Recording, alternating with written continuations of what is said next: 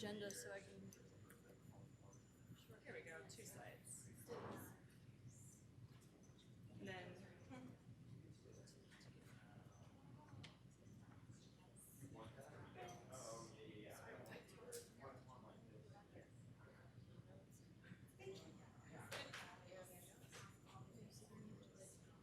Oh, we've got it. We're doing it now. We're printing them. Oh,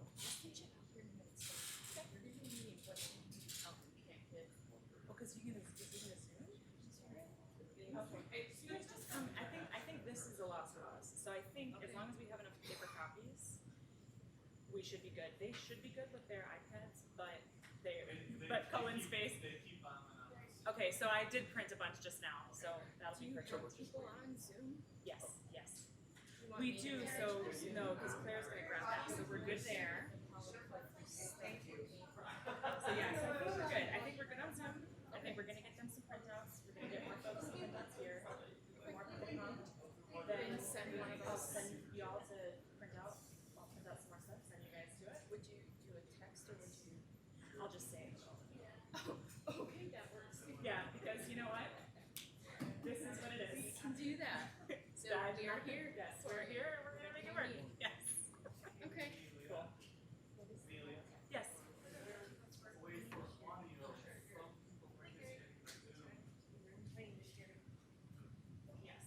It should come through. He was just talking to us. So I think that's all we're well, I don't know what to say. Yes. Share for here tonight. This is as well, so. Yeah, maybe.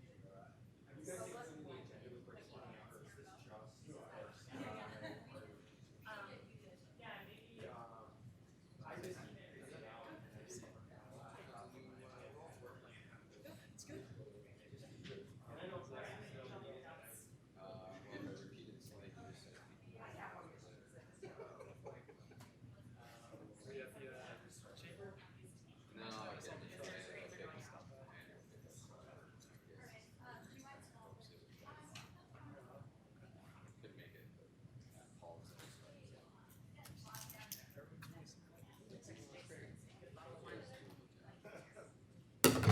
Boy, this is gone already.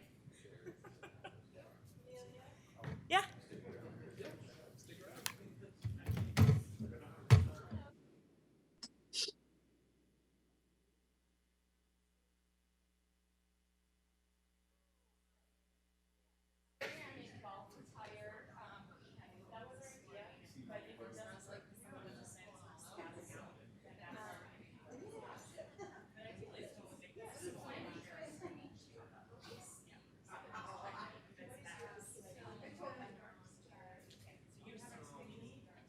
Two slides and then.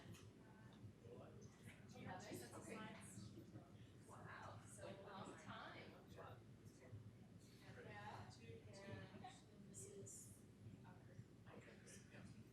Does everybody here have the slides that they would like?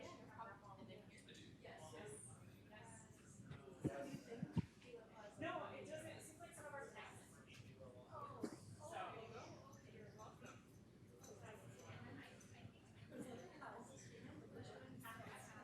Do you feel special? I hope so. Because that's. Yeah. Do you have another copy of the Zillow? I can print out. That's like, Thank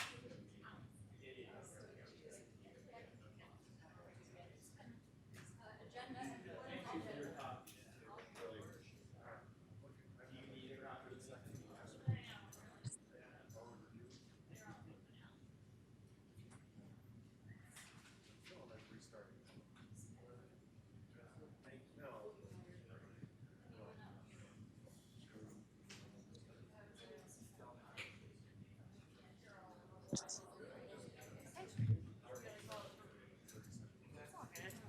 Okay, what else? Is there anything else? I don't. These are some extras, right? Yeah, that's one extra that was Okay. on the table. If anybody else comes in, we can give them those. The Zoom seems like it's still working. Let's check the audio when we start with Rob and Keaton. And then. I can hear you. Oh, good. Okay, perfect. Okay. Where are we starting? Okay.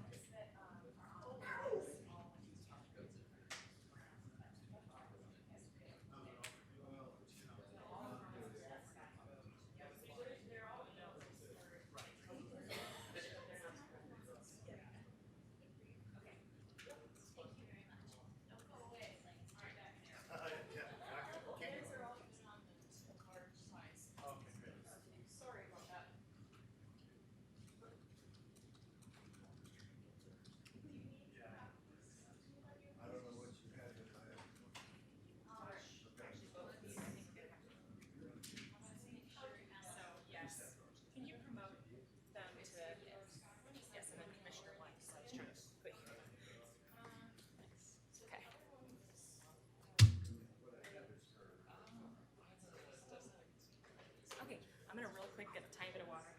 Okay.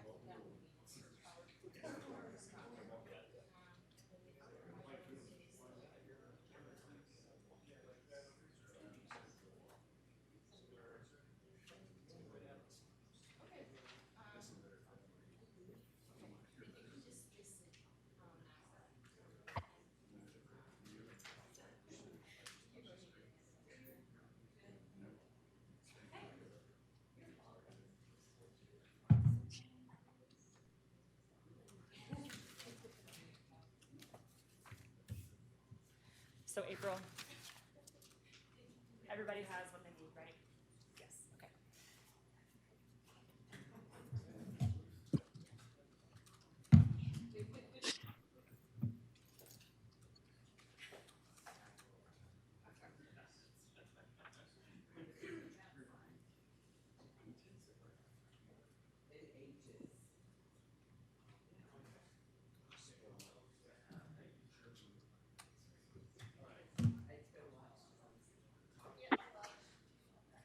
And one thing that I forgot is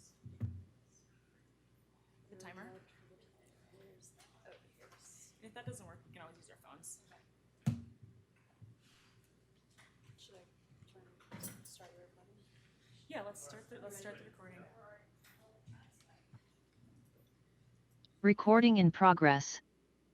Good evening. I'd like to call to order the July 13th, 2023 Louisville Planning Commission meeting with a roll call, please.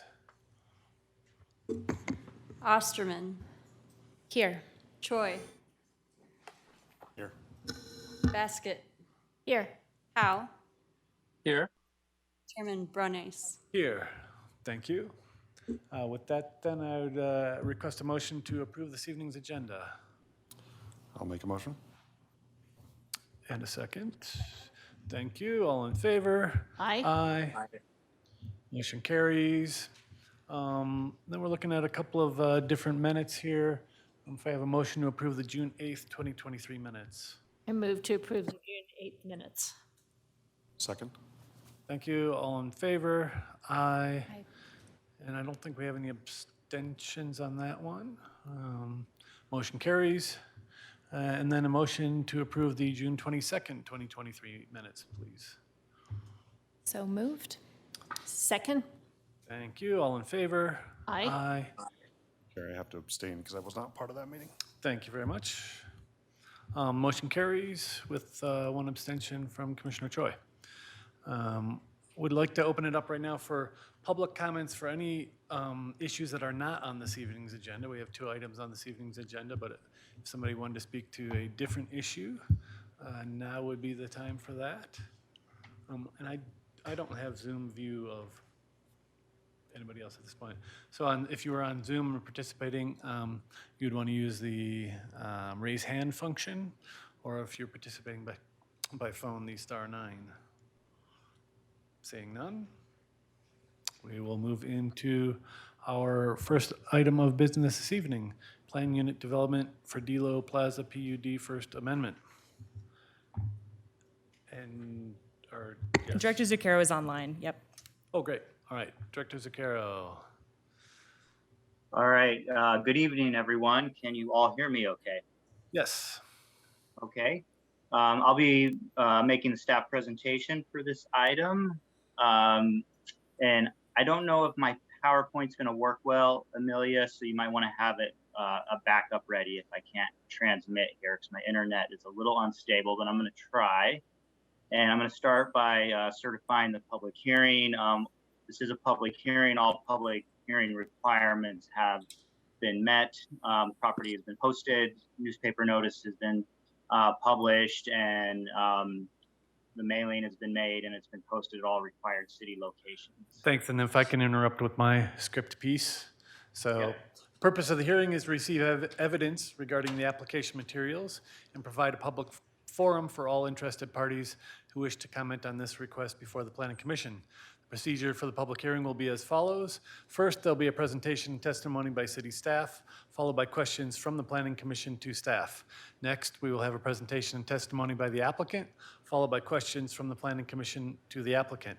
After these two presentations, members of the public who have joined this meeting in person, by computer, or telephone may speak regarding the application. Anyone who would like to speak is asked to complete a speaker card. If you're here in person, use the raise hand function if you're participating by computer, or *9 if calling in by telephone. Please limit your comment to 3 minutes per person. Pooling of comments is not permitted. The purpose of public comment is to receive public testimony, and not a forum for debate or dialogue. Commenters are encouraged to raise pertinent issues and may ask questions for clarity. However, these questions will not be directly answered during the public comment period. The applicant and staff will then be allowed to make a closing statement. I will then close the public hearing, and no further testimony or other evidence will be received unless the commission decides to reopen the hearing. The Planning Commission will discuss the matter and may approve with conditions, deny, or continue to a future meeting. Public hearings are recorded for the public record. All testimony must be presented after stating your full name and address. Does anyone participating in this hearing object to the procedure I've described? Seeing none, thank you for providing notification. Do any Planning Commission members have any disclosures? Seeing none, I would invite you, Director Zucchero, to take it away. Thank you. Okay, great, thank you. Can everybody see the presentation? Yes. Okay, good, thank you. So what's before you this evening is a resolution recommending approval to the City Council of an amendment of Dela Plaza planned unit development.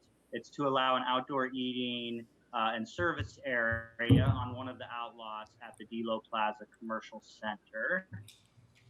So this is the location of what's called Lot 1 within Dela Plaza. Some of the commissioners may be familiar with this property because they came in last year for a temporary use permit to start operating a beer garden. We do have an allowance for what's called a temporary use permit as a precursor to a permanent use. So they have started operating the beer garden out on the parcel, and this is to make it a permanent use on the parcel if the PUD amendment is approved. So Dela Plaza is located just to the west of Highway 42 between Short Street and South Street, just north of Miners Field. So this is the PUD that was originally approved for Dela Plaza, and it includes the inline commercial center that has been built. For many years, there are two outlots along Highway 42 that were planned for drive-through retail uses. Neither of those outlots were developed.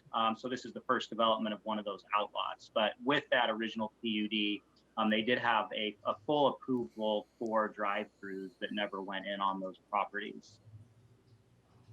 So this is the north outlot parcel.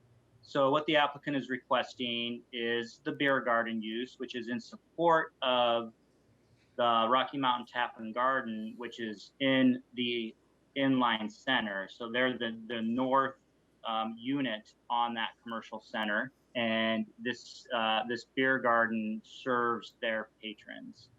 And it's a little bit of an unusual way from a liquor licensing standpoint, and so I'll talk about that just a little bit. But from a site development standpoint, this use is allowed in the mixed-use zone district. So this whole downtown East Louisville district is in our mixed-use district, subject to the mixed-use development design standards and guidelines. And typically, outdoor eating and service areas are allowed accessory to a restaurant. This PUD is required because it's its own development parcel, and there wasn't an outdoor eating area previously approved. I just wanted to note also that this is not a special review use. I know most outdoor eating service areas that you see are special review uses, which are conditional uses. This is a use by right in the zone district in support of if there is a kind of a brick and mortar type development that it's in support of, it is a use by right. So, a lot of this is just site development plan review, not use review as a special use review would be. So what's being proposed in the lot is about a 10,000 square foot enclosure. It would be enclosed with a 3.5 foot tall metal fence along the north and south and west sides, and then on the east side it would be enclosed with 3.5 foot tall planters. So it would be a fully enclosed area with a gate access here. They're proposing shade structures, gazebos, storage, game areas, decorative lighting. There's a lighting plan included in the PUD.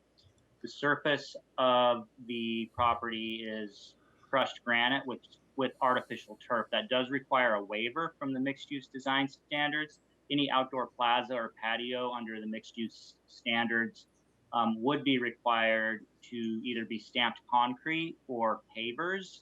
So this would require a waiver for that surface.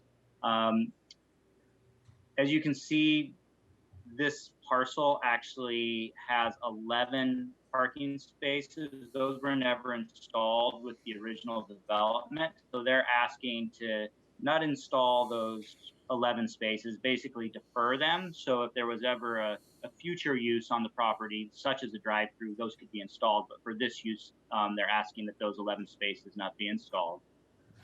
So this is where the Rocky Mountain Tap and Garden is currently existing as far as their brick and mortar location. This is the location of the beer garden. The way it's set up now is they have the liquor license only covers the brick and mortar location. And so the way they have this set up is that their patrons can take to-go drinks to the beer garden. They do have to cross the drive aisle here. So this is a private drive aisle. There is a crosswalk there, and then they enter through a gate. That to-go license allowance that came into effect just a few years ago is set to expire in June 2025. So we don't know if it'll be renewed or not, but in any, we have been working with the applicant, and they know that the improvements they're putting in, wouldn't qualify for a full liquor license. So they could make further improvements in the future if that to-go allowance from the state level isn't extended. They would have to come back and amend the PUD further so that they could put in more permanent infrastructure to qualify for a liquor license there. Again, there is one waiver request, which I mentioned, that staff is supporting for a different surface material. This type of beer garden, it's a very active area as they have it envisioned with a lot of games. So having turf and compact crushed granite would be an appropriate use in staff's findings. So our recommendation is approval of that waiver. Staff also recommends support of the request to defer the 11 parking spaces.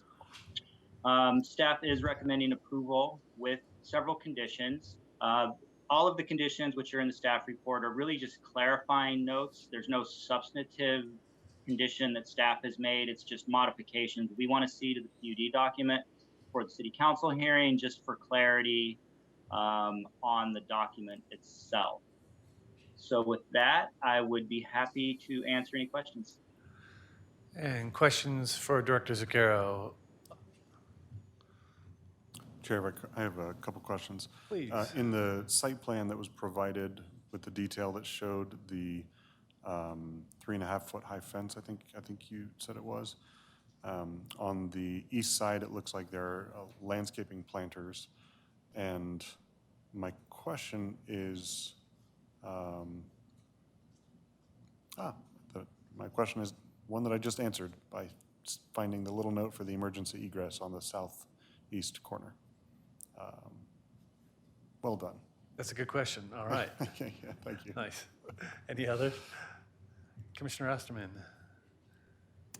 Thank you, Chair. Thanks, Rob, for the presentation. My question is about the temporary use permit that was approved a year ago, and you mentioned that it's a precursor to a permanent use. And so I was just wondering, trying to understand the reason for granting the temporary use permit, and if there was a reason for not reviewing or granting of the permanent use at that time, and if over the last year there were specific anything specific that the city was looking to learn during the period that the temporary use permit was active? Thanks. Yeah, you know, the real reason for the temporary use permit is there was some confusion on zoning requirements, and the operators of the restaurant ended up installing starting operations of the beer garden.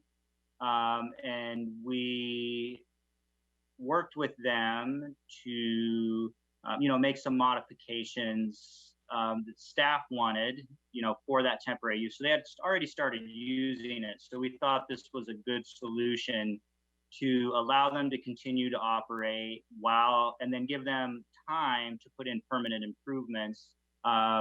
So, what they have out there now isn't what you see here. They have permanent shade structures. We're looking at this as a permanent use, of course. They have an upgraded fence, for example, and upgraded shade structures, gazebo. I forgot to mention they have a stage area out there. So, the real reason was just to let the business continue to operate while they came in with their permanent plans. And I know we did talk a little bit about we would have a year period to see if there were any issues or neighborhood concerns. There are quite a few residences in the vicinity. I'm not aware of any, complaints or ongoing issues with their operations, as far as noise or external impacts to the neighborhood over the last year. Go ahead. Chair, I have one more question. Commissioner Zaccaro, is there any other precedent in the city where a retail establishment that has a liquor license sells to-go beverages where they, I guess what I'm trying to get my head around is they buy a to-go beverage from the establishment, they go across otherwise common use or private property, and then they go back into a property maintained by the same establishment that sold them the to-go beverage for consumption there, and then anything else that's going to happen. And it just seems like there's a little bit of a conflict with that transition. Yeah. So no, I'm not aware that any other business operates in this way. I did have a lot of detailed discussions with our city clerk's office, who runs our liquor licensing program. I do know our liquor licensing board has been kept appraised of this unique circumstance, and they do oversee the license for the brick and mortar location.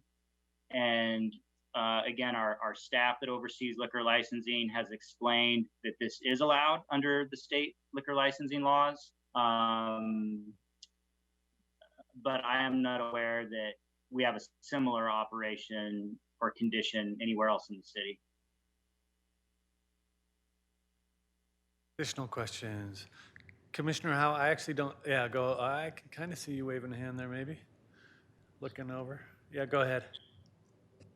Thanks, Chairman Brown Eyes. Director Zaccaro, I guess I just have a follow-up question regarding Commissioner Choi's question. If you could, some of the approval criteria, especially number 2 and 7, discuss pedestrian bicycle traffic in terms of safety. And I guess I'm concerned about that crossover between the two, the outside beer garden and the inside establishment, and crossing over that that driveway. Can you talk about what current safety features they have? And I know we have another agenda item regarding lighting, but also what the lighting could be there. Just my biggest concern is safety as people cross from one to the other. Sure, yeah. So a couple thoughts on that. One is that when staff worked with the applicant, we were very concerned with that about the patrons in the beer garden itself. And we were really wanted to make sure that it was fully enclosed on all sides with a barrier so that, nobody could run out into traffic. But I know your question is more about patrons crossing the drive. So the PUD doesn't have any requirements for any additional safety signage. I do know in just talking to the operators of the business, and they're here this evening, I believe they're here this evening, and they can speak to this further, but they've told us they do put out kind of those temporary kids playing signs out there. But I do think if the commission wanted, I would suggest we could ask them to put a permanent signage out there for the crossing. We could come up with a caution, high volume crossing area or something that we could work with them on between now and city council would be my recommendation if we were concerned about it. On the lighting side, the PUD actually has existing parking lot lights here, and then it's kind of, there are other parking lot lights here that actually light this area, I believe, fairly well. That were installed with the original PUD. So, and we can pull up the photometric plan from the original PUD to show that light spread. But I do believe the lighting is probably adequate for the area, I think, in staff's opinion. But we could also talk about additional lighting in addition to the additional signage if the commission wanted. Commissioner Baskett, a follow-on for that? Yes. So the site plan appears to show a striped crosswalk. Is that existing, or that's existing? Yes. Is it Yes, a big yes. fat You can see it crosswalk? here. Big fat crosswalk, the way the lines are shown on the map? Okay. Yes, here's hopefully, if you can see the aerial here, you can see the existing painted sidewalk Okay. on there. Great. There's a red line over it, but I think you can see it mostly. Okay, so I agree, well, I'm not sure if I'm agreeing, but I do feel additional signage is necessary. Can't tell drivers enough times to yield to pedestrians. I'm sure Public Works can help us figure out the appropriate sign for that location. Thank you. Commissioner Howe, did you have anything additional? I guess I'm split on whether I should ask this question, and maybe I don't know if this is appropriate for you to answer or not. This is the public drive. There's obviously people who are drinking on either side. If an incident occurred there, let's say a pedestrian car, the liability would be on the city.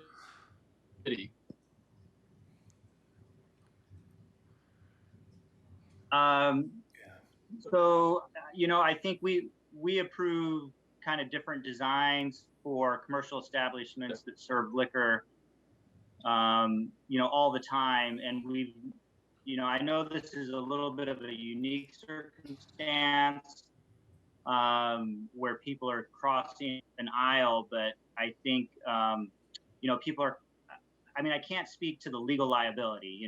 We would have to get the city attorney to give you advice on that. So I'm not going to speak to that, but I do know we, again, approve establishments that serve alcohol all the time. That there may be from time to time people, driving when they shouldn't be, and they're going to be crossing other sidewalks where there are a lot of pedestrians as well. And I don't think there's ever been any liability concern for the city in approving those liquor licenses or zoning approvals.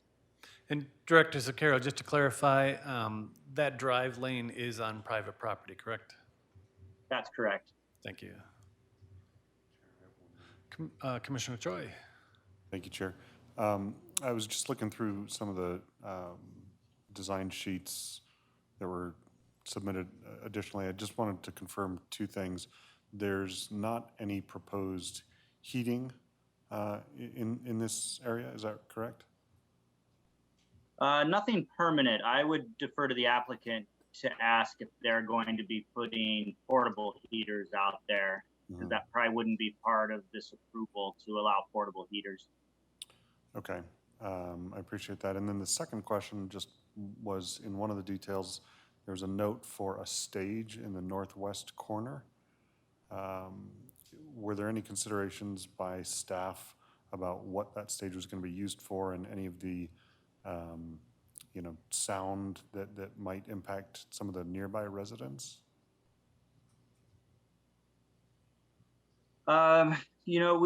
from a staff standpoint, we did have some consideration of that. We didn't add any conditions noting that these types of outdoor uses in this zone district are used by right.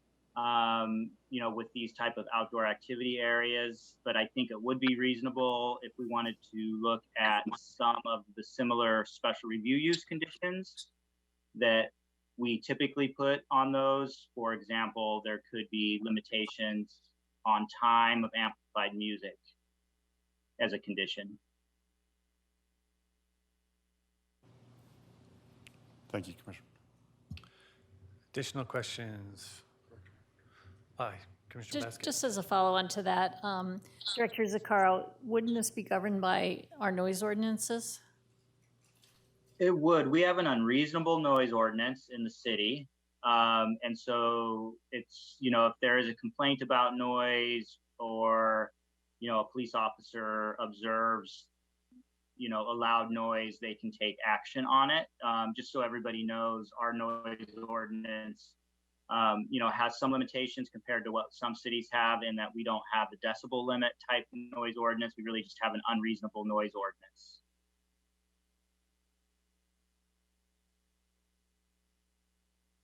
Great. And then I'd like to invite the applicant up. Begin with name and address, please. Oops, yeah. Committee members, I'm Garrett Nicodemus. Personal address, or?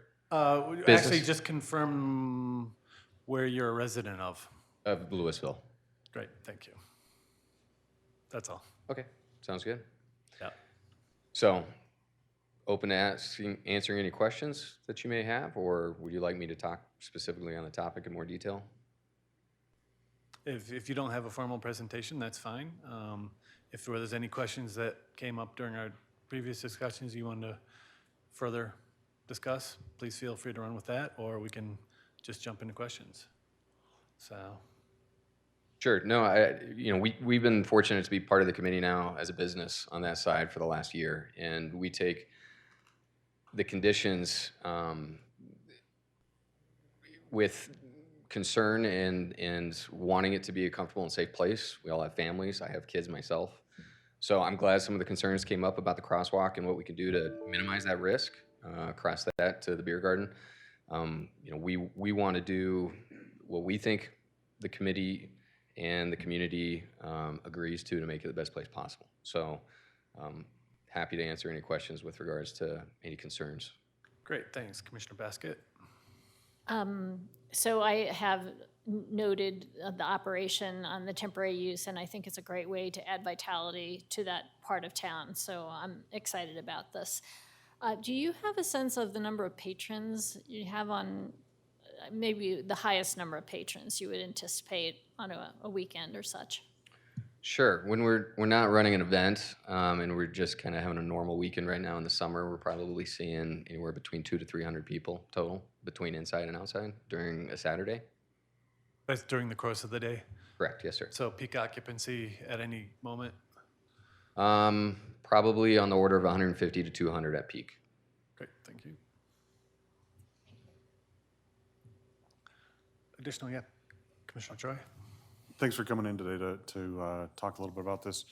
Do you all plan to use this throughout the year, or is this just going to be a spring, summer, fall type of area? We would love to find a use for it.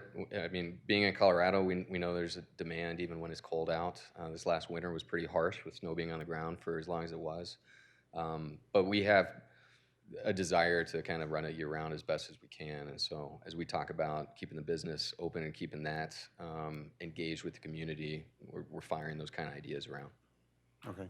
And as you guys were going through and developing this this conceptual set here, what kind of considerations did you give in terms of the materiality that you've selected and requested and proposed to either that kind of year-round use and its ability to withstand, or if you're not going to be out there and having staff out there kind of maintain and monitor the condition, just to make sure that it wasn't something that was going to become dilapidated and become either an eyesore or potentially a hazard to the nearby road.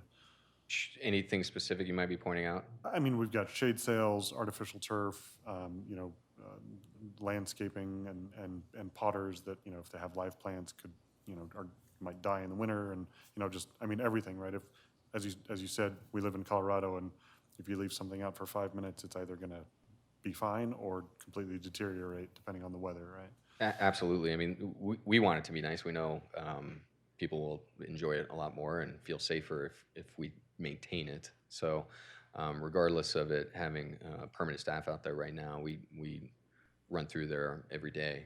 So when we look at the conditions of the flooring with the granite as well as the turf, it's held up extremely well. It's designed to hold up extremely well with a lot of foot traffic. So the fencing, both, initially to get something up so that we can use it, we went with wood fencing as part of the plan to improve it and to have something that's stronger and more durable.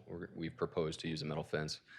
In terms of landscaping, working with the landlord in specific areas and the areas that we are responsible for, including the planners, it's on us to try to keep that from looking dead as much as possible. So we're still in the plans of trying to figure out the best vegetation to put in those.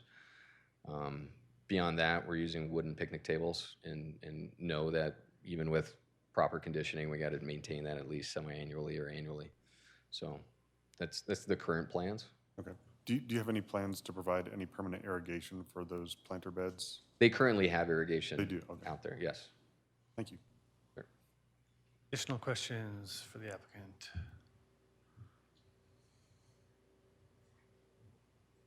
All right. No? Okay. Seeing none, we'll thank you for coming out tonight. Sure. Thank you, committee. I'll now open it for public comment. Is there anybody here who would like to speak to this issue? Chair, we have one comment card from Sherry Summer. Great. We can invite you up. Sherry Summer, and I live in Louisville. I'd ask that you'd approve this resolution. I appreciate the technical questions you've asked, and for me personally, I don't sense any red flags. I really appreciate your work, business owners. Sorry, I don't know your names. I really like the idea that it was first a trial and now it's being permanent, so they could kind of see how the market was and if this would be supported in Louisville, and it was. I think this concept seems very professional and yet kind of a little bit quirky or fun. So it's not like just so cookie cutter. I think, well, it's a much better use of the space than a drive-through. But also I just think people will see it and they'll think, like, people in the neighborhood, I bet, are gonna say, well, this is a great place to feel community. And people might drive by and they say it's a sense of place. And I think that the work that they've done this year shows that this can be successful. I think it's great that they're not building the 11 extra parking spaces. And I do have a couple of questions. So I know, like, I was at a restaurant last night and I stayed a little bit late. And they said, we're closing, we have to, my friends had a drink and they said, we'll have to take it. So I know you can't, like, leave a premises with a drink or be outside with them. So I guess I'm just wondering, well, I guess I'm more wondering about leaving the premises, how that would be taken care of. I guess you just have somebody monitoring it. Yeah, that's all. Thank you very much. Thank you for your comments. And seeing no additional public comments, can you scan the Zoom?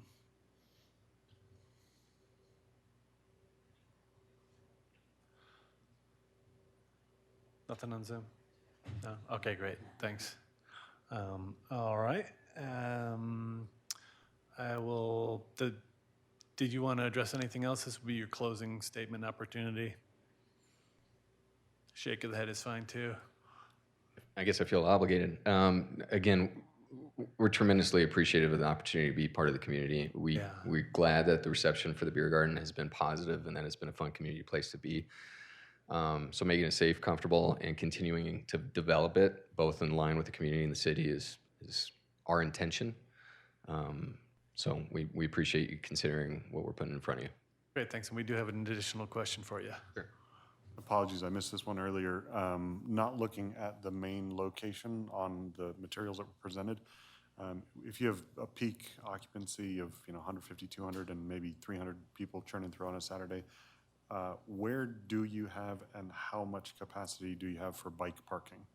For bicycles, and just to be clear, that 150 to 200 on peak, that includes inside as well. So there is a bike rack on the north side of the restaurant itself. Beyond that, if we see people coming in the beer garden with the bikes, usually they're putting them next to the tables or they're tying them up to the fence.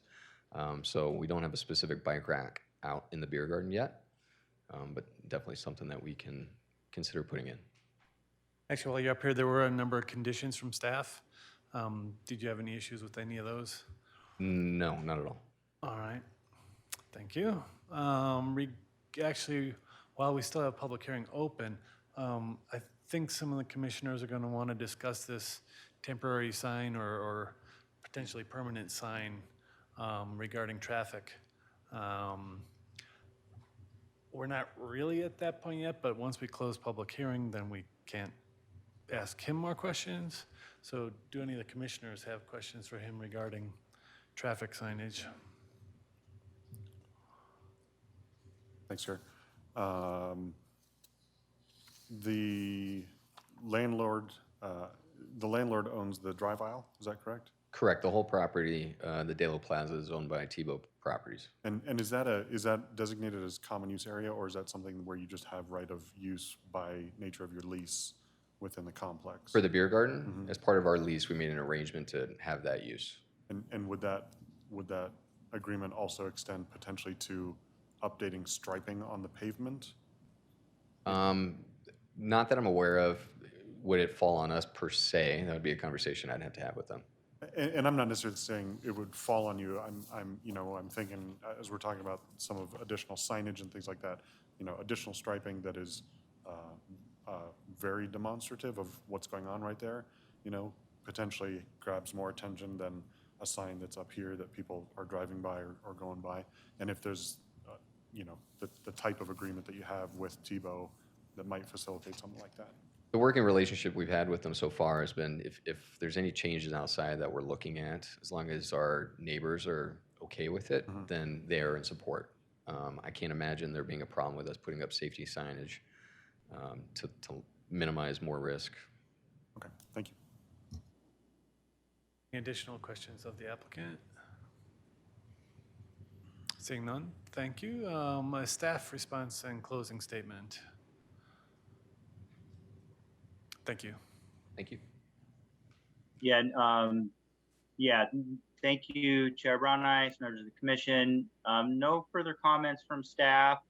If you have questions about signage and deliberate about potential signage, I would just recommend that you can consider making it a condition that they meet a requirement before City Council and work with staff, or you can ask for them to bring back and show you the signage plan if you prefer. So you kind of have two options to moving forward or come back and review signage if you all agree that that's something you want to see. Great, thank you. All right, I will now close the public hearing and the planning commissioners will deliberate on the evidence presented. During deliberations, no further public comment or other testimony or evidence will be received. Who would like to begin? Commissioner Basket?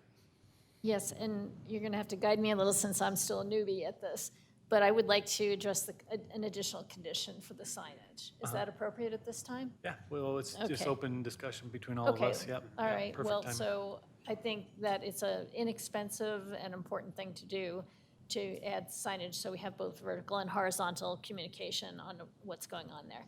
So I'd like to add that as a condition when we get to that point in the discussion. Great, yeah. If you want to pencil in a condition, we'll be able to work with staff to get that finalized, but any additional deliberations? I agree with that, and I would almost emphasize, horizontal signage striping on the pavement rather than, stuff that might get mixed in with other things.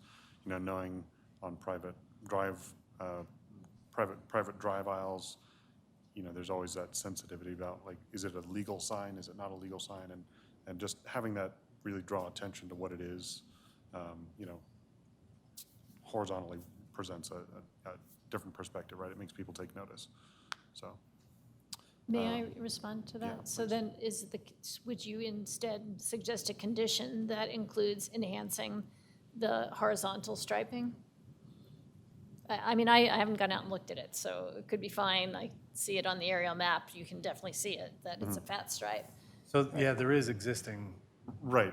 And in my mind, I'm thinking about something that is not I'm thinking about something that would be an atypical signage to see on a drive aisle. Not necessarily just the slow or just the something else, but something that could potentially, really draw attention to the fact that, hey, there are people walking across here with drinks, and please take care, and something a little bit. I have a suggestion. Louder. It could say yield to beer drinkers. Additional discussion on the part of the commission. I'm in favor of supporting the resolution and think that the additional conditions make sense to request. Are people feeling comfortable with a condition that would just instruct them to work with staff in advance of presentation to city council? That they could address that? Yeah, I'm comfortable. We don't need to micromanage what the signage or how's it, but something Right. that really, draws attention to what it is in as kind of potent of a way as possible, I think is. Yeah, and there's potential within that, right, that they can make, have a discussion with staff where they push the fact that the current striping is significant, and that staff might come to the conclusion that was appropriate, and they would just present it that way to council. I mean, I would like to see the condition say something in addition to the regular crosswalk striping. Okay. Yeah. All right. Commissioner Howe, any thoughts?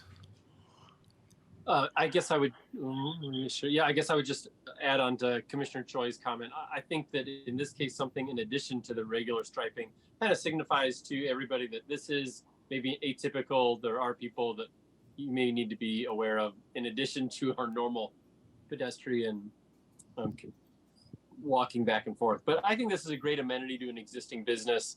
I think it's done well with our original passing of the PUD or of the original PUD, and I hope it passes with this condition.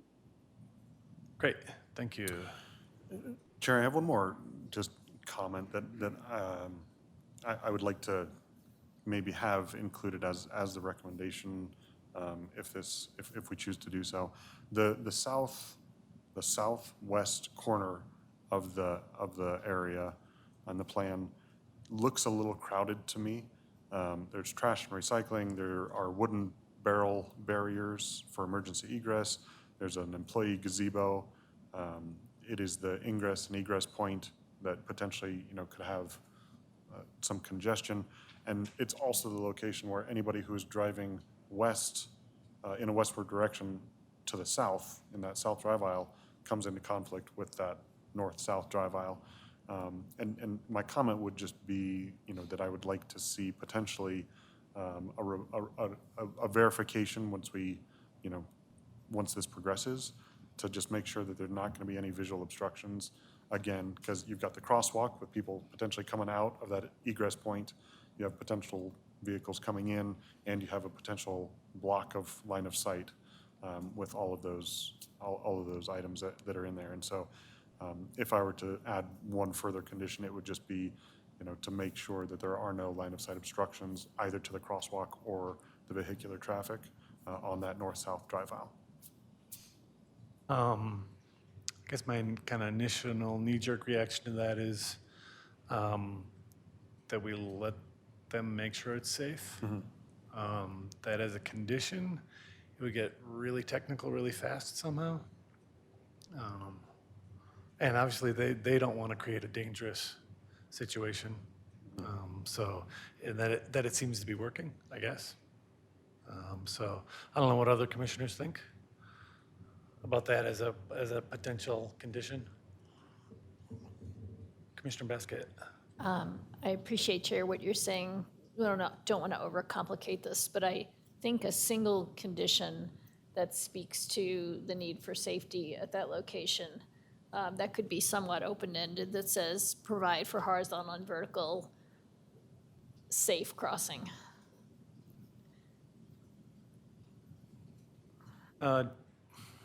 Additional thoughts? Commissioner Howe, Commissioner Osterman? I mean, typically, we want the conditions to be as specific as possible. So even just asking them to work with staff is pretty general, but we can run with that. So would it be something like address crossing concerns inclusive of vertical, horizontal, and potential visual impediments? I think it might almost even be easier by just saying that southwest corner, Uh-huh. make it a 45 on the fence line instead of a 90-degree, and then it would be really hard to have a problem. To increase the line of sight. Yeah, so Yeah. just, where that employee gazebo station would be right now, almost, that just becomes a 45-degree fence line Yeah. to improve the visual line of sight. I certainly appreciate the goal. I'm hesitant to design on the fly. Sure. What are other people thinking?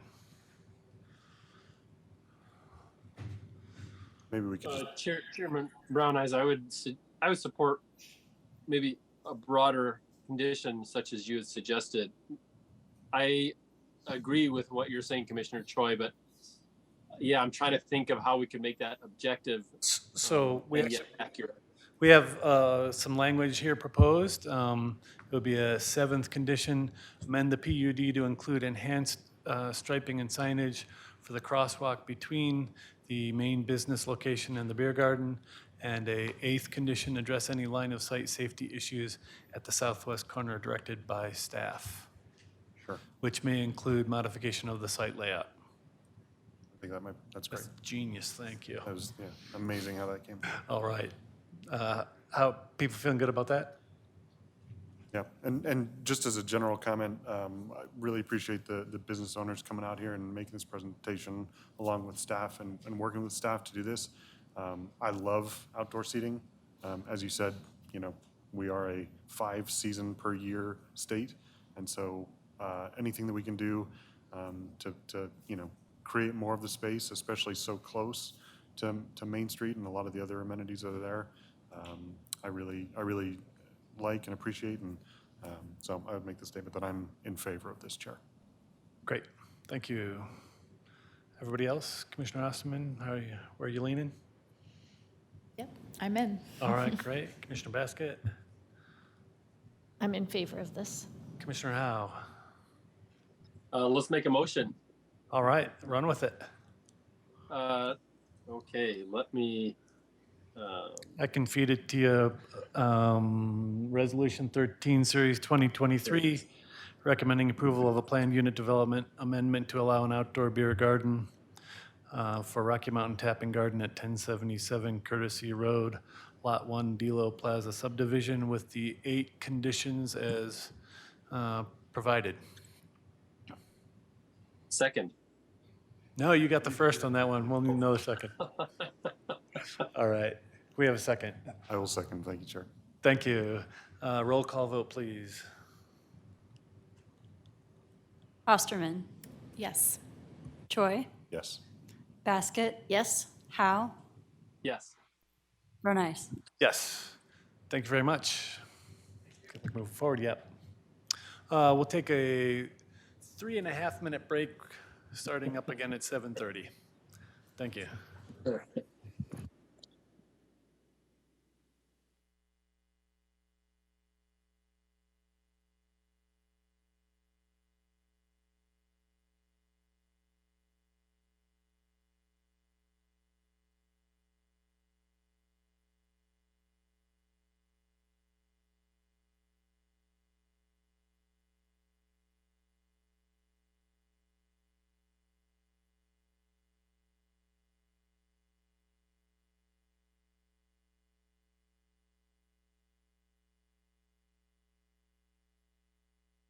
Recording stopped.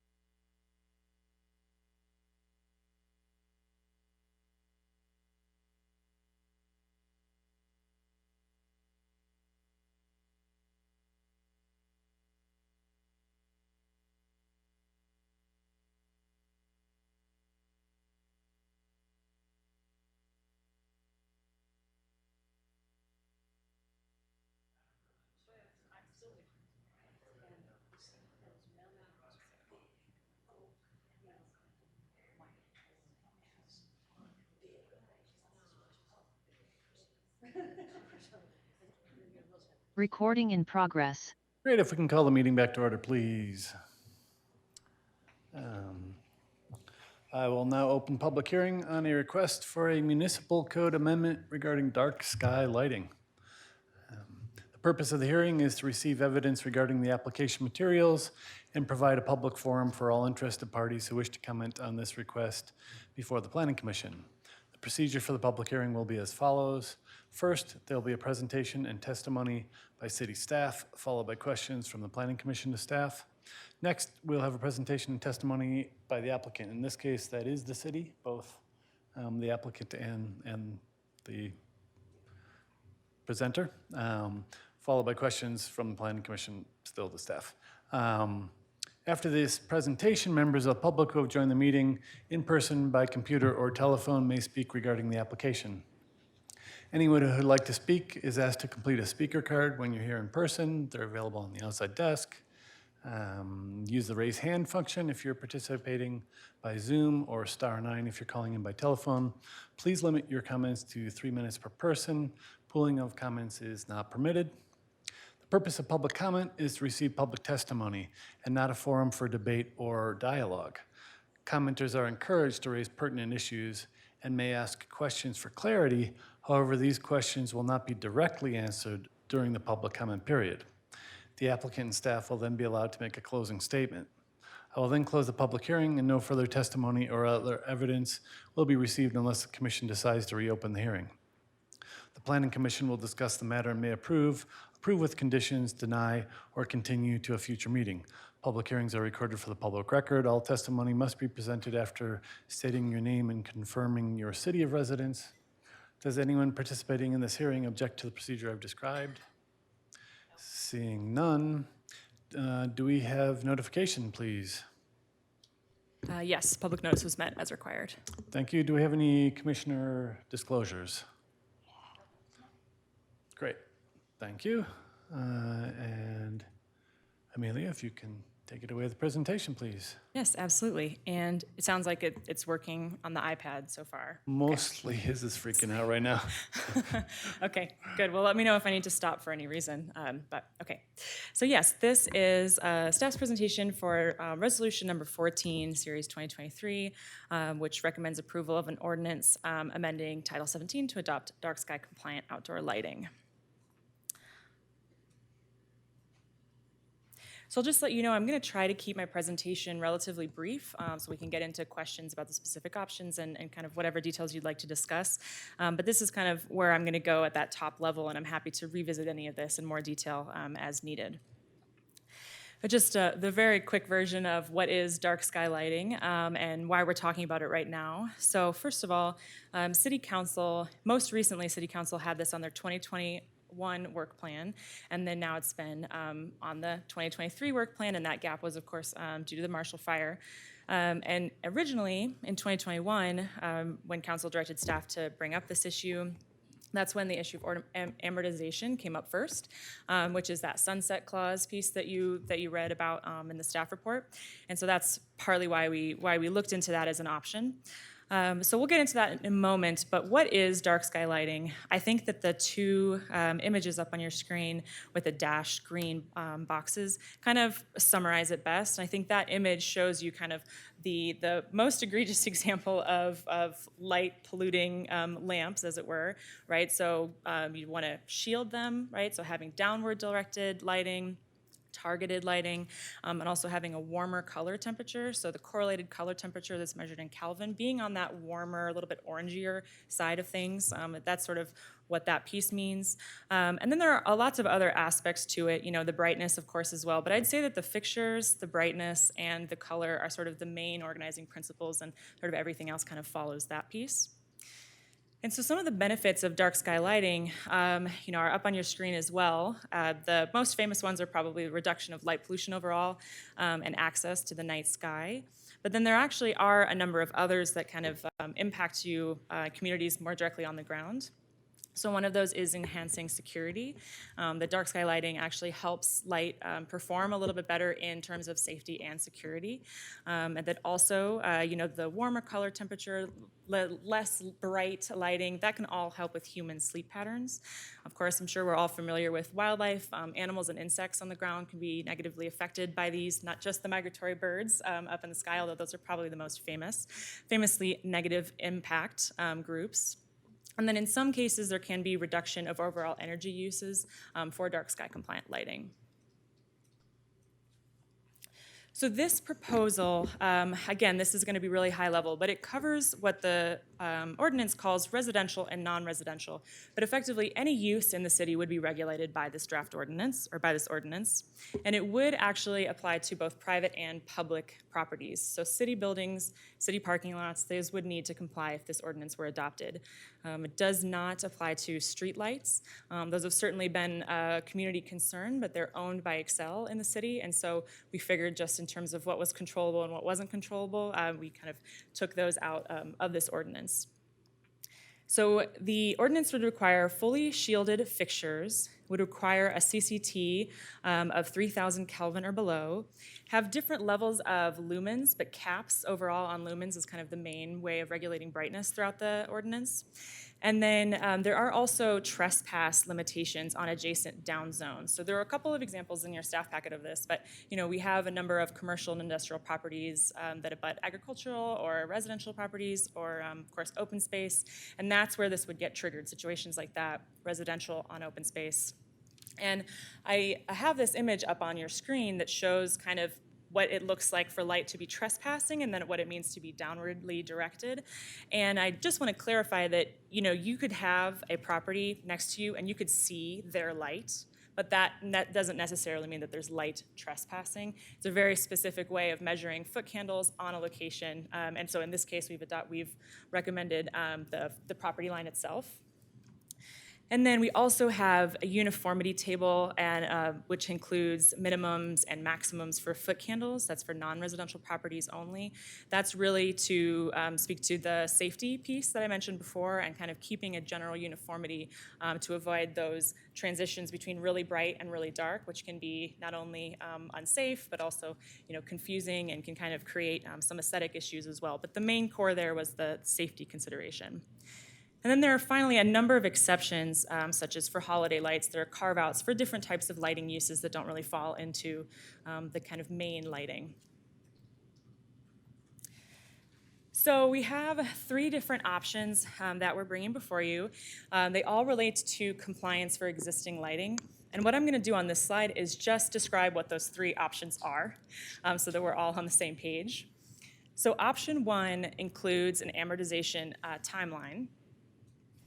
And we've created something that we reference as like a tiered amortization. This is something I'd say really 95% of the code is taken from the model ordinance for the International Dark Sky Association. It's taken from other jurisdictions. But this piece, other jurisdictions have amortization timelines, but they don't have a tiered amortization timeline like this.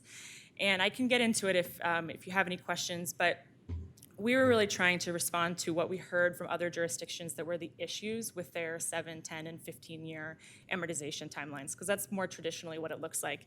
You put a number on there, it's a timeline, and that after that period, all lighting is required to come into compliance.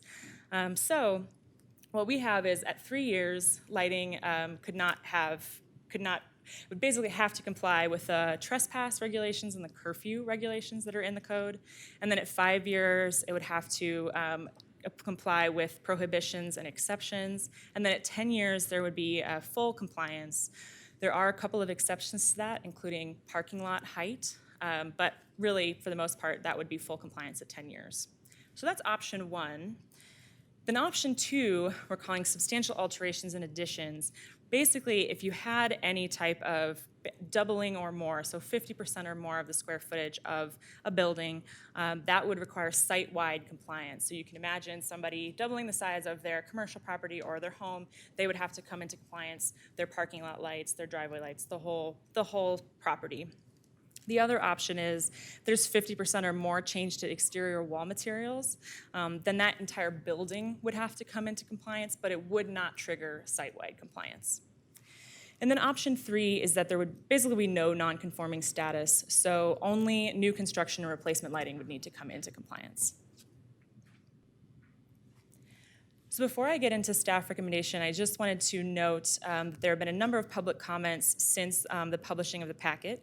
So you had one emailed public comment in your packet, and then there have since been a number which you have already been well familiar with, but I just wanted to describe them a little bit more and also pause so that we could enter them into the record formally. We'll jump on that when we open public comment. Perfect, okay. So in general, there were 2 statements of support for option 1, which would be amortization, another for support of some type of non-conforming compliance requirements. There were 2 comments that requested that the commission consider both option 1 and 2. And then there was one that requested that the Planning Commission either not adopt the ordinance or adopt new construction only. And then one that sort of voiced general support for dark sky. And I will say, as you read in the packet, there has been months of community engagement, and I do think these emails actually ended up kind of giving you a pretty good sense of all the things that we've heard, even if you didn't get a chance to go through all the survey responses and everything. This is a pretty good cross-section. So staff is recommending adoption of the ordinance, specifically with option 2, substantial alterations and additions. There are a number of reasons for this. This would allow for some lighting that's out there existing to come into compliance over time, right, and to sort of capture larger redevelopment projects. We think that's important to have something like that just because we've heard a lot of support and a lot of desire for dark sky lighting in general, and also a number of concerns about the lighting that actually already is out there. But this presents something that's maybe a little bit easier to administer and enforce, both from the city's perspective, but also from a neighbor to neighbor or property owner to property owner perspective as well. It's a sort of a slower scale, a little bit easier to describe, a little bit more straightforward, and also a benefit is they would be triggered by building permits, and so it sort of slots right into the kind of thing that we're pretty good at monitoring already. We also have these higher triggers, that 50%, which is really meant to capture larger redevelopment projects. We tried to pay attention to balancing, the potential cost for lighting with the scale of the redevelopment. So the scale of the redevelopment, wasn't so small that you would be doubling your costs by adding lighting. So we're trying to hit that balance as well. And then finally, I just want to say, all of these options would require new processes and enforcement for lighting, especially in residential areas. So commercial areas are, pretty well used to. Some of the smaller properties, it's a little bit different, case by case, but most properties, commercial and industrial, they're used to submitting lighting plans. A number of them work with lighting professionals. And so this kind of thing, and in fact, we already have some requirements on the books, right? So we have sort of a way of getting at that pretty efficiently, in good time. But I think from a residential perspective, I think the dramatic example is if somebody's just going over to the Home Depot, maybe we put a flyer up there and maybe we don't, but they might not know this is actually something that's now regulated. And so we just want to articulate that this is going to be a big lift no matter what, not only from a staffing perspective and a financial perspective, but also just from an educational perspective and helping people learn how to talk to their neighbors about issues and sort of not going straight to the complaint-based place that this could certainly go, and we've heard from other jurisdictions it does go that way sometimes. So I just really wanted to emphasize the scale of this, regardless of the option adopted, will be pretty substantial and will require a lot of education and some creative thinking on our part. And then I've already mentioned the public comments on options 1 and 3, of course. The new construction only piece, I think, from a staff's perspective, it doesn't capture enough of what we've heard from the community in general, but of course, businesses are, for the most part, I'd say what we've heard is interested in, using up what they've already put out there, and not having be required to update that lighting. So with that, staff recommends approval of Resolution 14, Series 2023, Option 2, which would be substantial alterations and additions. I am happy to answer any questions. Great. Questions?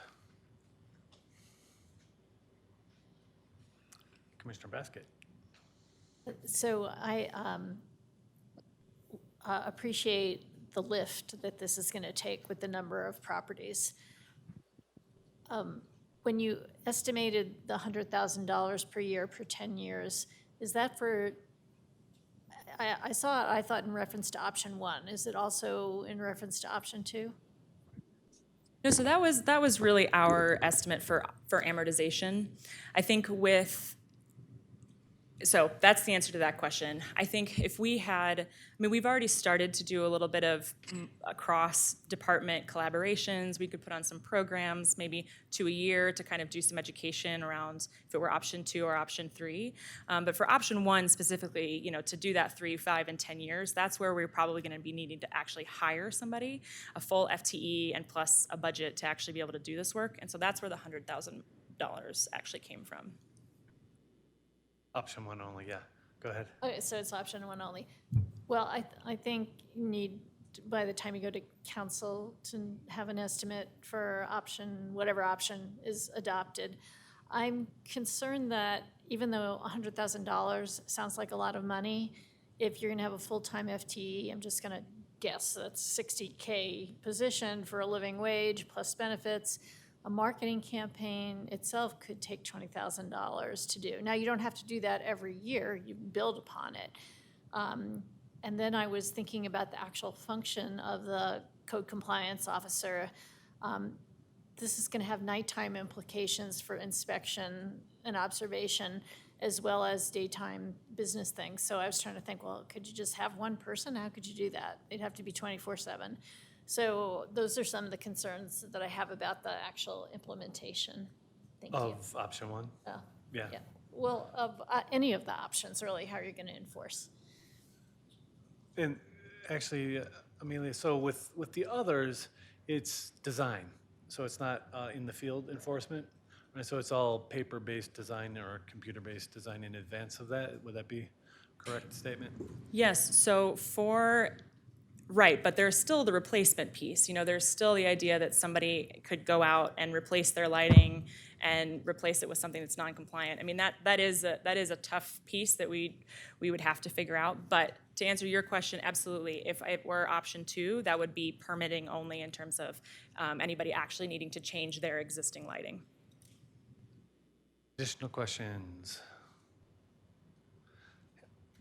Commissioner Osterman, please.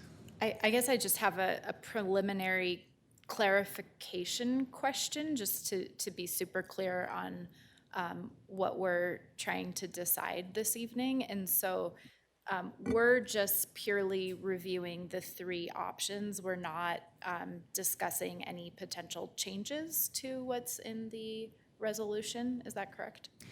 No, this would be you could certainly discuss changes to the ordinance.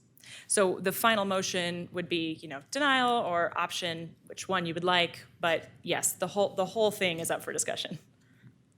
Thanks. Commissioner Howe. Hi, and thanks for that presentation. This is a great idea. So when I ask you questions, don't get the wrong feel for my thoughts. Help me understand the exemption for the downtown. Obviously, there's commercial and residential. I was trying to determine whether this applies to both or one. You mean for the trespass? Yeah. And for all the lighting, the exemption for the lighting restrictions. Yeah, absolutely. So it's exactly what you said. It's the mix of commercial and residential. It's also the size of the lots. Any of us being downtown, we know these are typically very narrow lots. The property, there's a 0 lot line setbacks in a lot of places. And so I think effectively the trespass, it may be impossible to have that be the metric for these properties. So that's sort of the reason that downtown is exempted is really about the use mix and then also the physical circumstances of that area. On that note, how about the illuminated signs? Do you feel that's sufficiently covered? In the sign code? Yeah. Yeah, so all of our signs in the sign code are downlit, which I think is one of the bigger sign issues for monument signs and uplighting. In terms of the illumination, they're also regulated. And at the time, it was 2018, I think, at the time that was adopted. I don't know that it was full dark sky compliance, but that was certainly kind of one of the goals. So I think in our estimation, we didn't really see a need to update that part. Great, thanks. Commissioner Howe, go ahead. Okay, so if I just heard you correctly, you said the downtown Louisville commercial and residential are exempt mainly because of the proximity of buildings and businesses. Yes, that's correct. Okay, thank you for helping me that. Now, I would like to go back to Commissioner Baskett's comments and the estimated costs. If the city, I know there's commercial, there's residential, and there's city-owned lights. So what's the estimated cost for the city to replace? I know they have probably some fixtures that are that don't need to be replaced and some that will need to be replaced.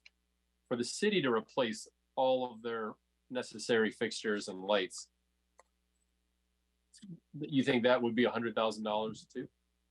Yeah, so that estimate of $100,000 a year it's only for administering the program. It's not for the cost to the city. Do you have that number? So we don't have an estimate for the cost to the city. I know when we have worked with facilities to discuss what would need to be updated, and the ordinance has changed and may still change if it does get adopted. So we'd probably have to revisit that. But at the time when we had those conversations, I think that the majority of the parking lot lights were probably already in compliance, which is one of the bigger pieces. I don't know about brightness. I know that some of them have been installed with dimming capacity or sort of, not full turn off, but just ability to dim the brightness. So anyway, the short answer is I actually don't know. We didn't make an estimate of that. So. I guess, yeah, that would be a request that moving forward, if you get to the next step, I understand you don't know the how much of this we'll agree on or not agree on, but for the next step, that would be helpful. Not only the fixtures, but also the labor required to change that, because that could make a big difference to someone who's voting or deciding on this. So that, yeah, go. Okay, great. Additional questions? Yeah. We'll get to deliberations in a little bit. Yeah. You have additional questions? All right, Commissioner Choi. Chair, I have a few questions. So is there anything in the current language in the ordinance that staff created that talks about maximum height for outdoor lighting? And if we take the example of a commercial lighting, if someone wants to comply with what I understand the ordinance to be in terms of the language right now for the resolution, it would be a horizontal cutoff, right? No trespass above horizontal. But if there's no limitation on a maximum mounting height for a light, you could potentially have a very bright, very intense light with horizontal cutoff that's mounted 80 feet high and be illuminating the world, right? So you could, but there is a height limitation. There is, okay. Yes. So absolutely still a concern when topography is taken into consideration and all that. So it's not a perfect solution. But yes, we've used what is the standard dark sky height limitation. So the way it's worded is that parking lot poles freestanding, they have 20 feet max.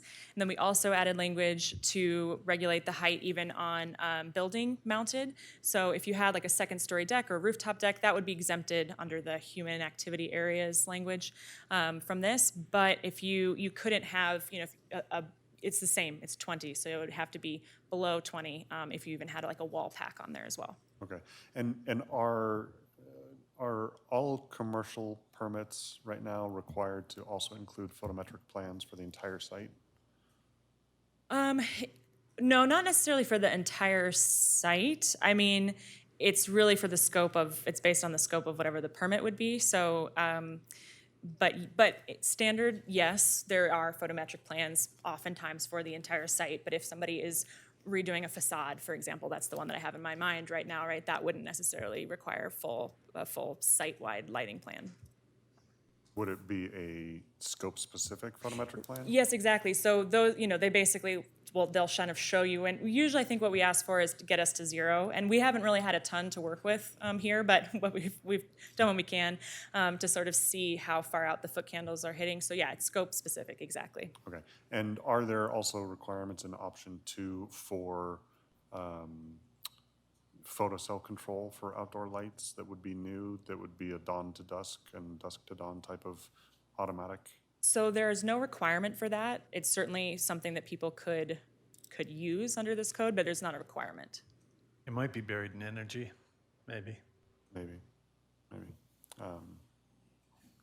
Okay.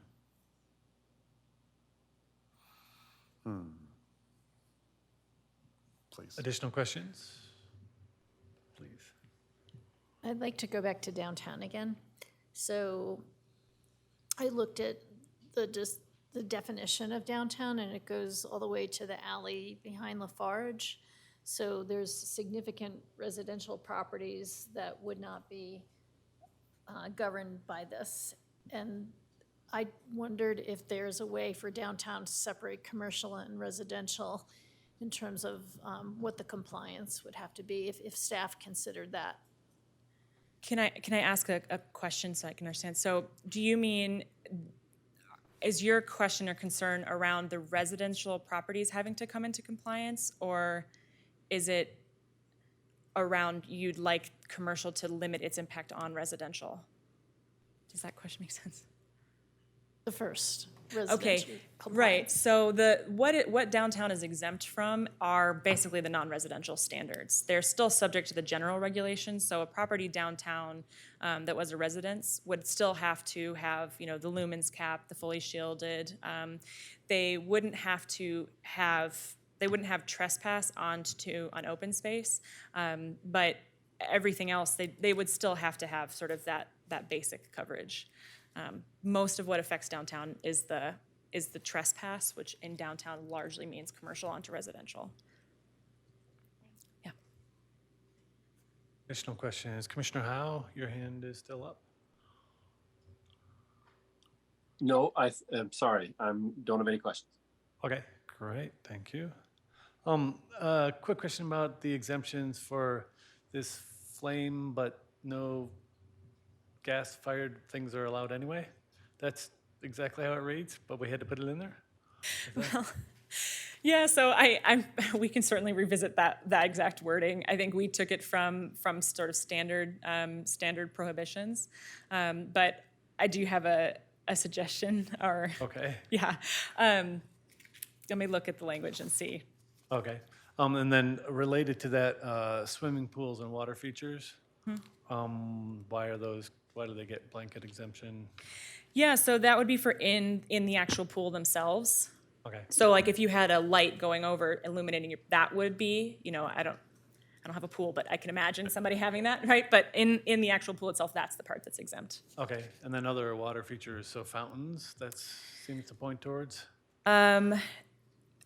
Well, that's a great question. So I think if that's certainly not the intent. Fountains, I think, would fall more into like an installation. They wouldn't be able to have uplighting, but I think if there were lights in the water of the fountains, which I think I've seen, then that would be exempt. But you couldn't have a fountain and then uplighting pointing at that fountain. That would be regulated separately. Okay, thank you. I didn't see in the exemptions anything related to illumination of address signs or numbers.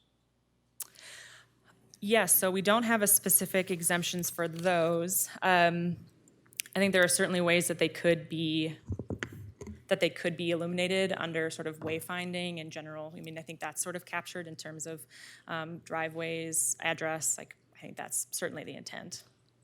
From a fire protection perspective, it's really not fun to roll up on a building and not know which one is the right one. Yeah. And perhaps needing Middle of the some night. clarification. I think maybe someone might interpret that on the architectural side rather than the functionality side. So that is a good thing we can explore clarifying. That's certainly the intent.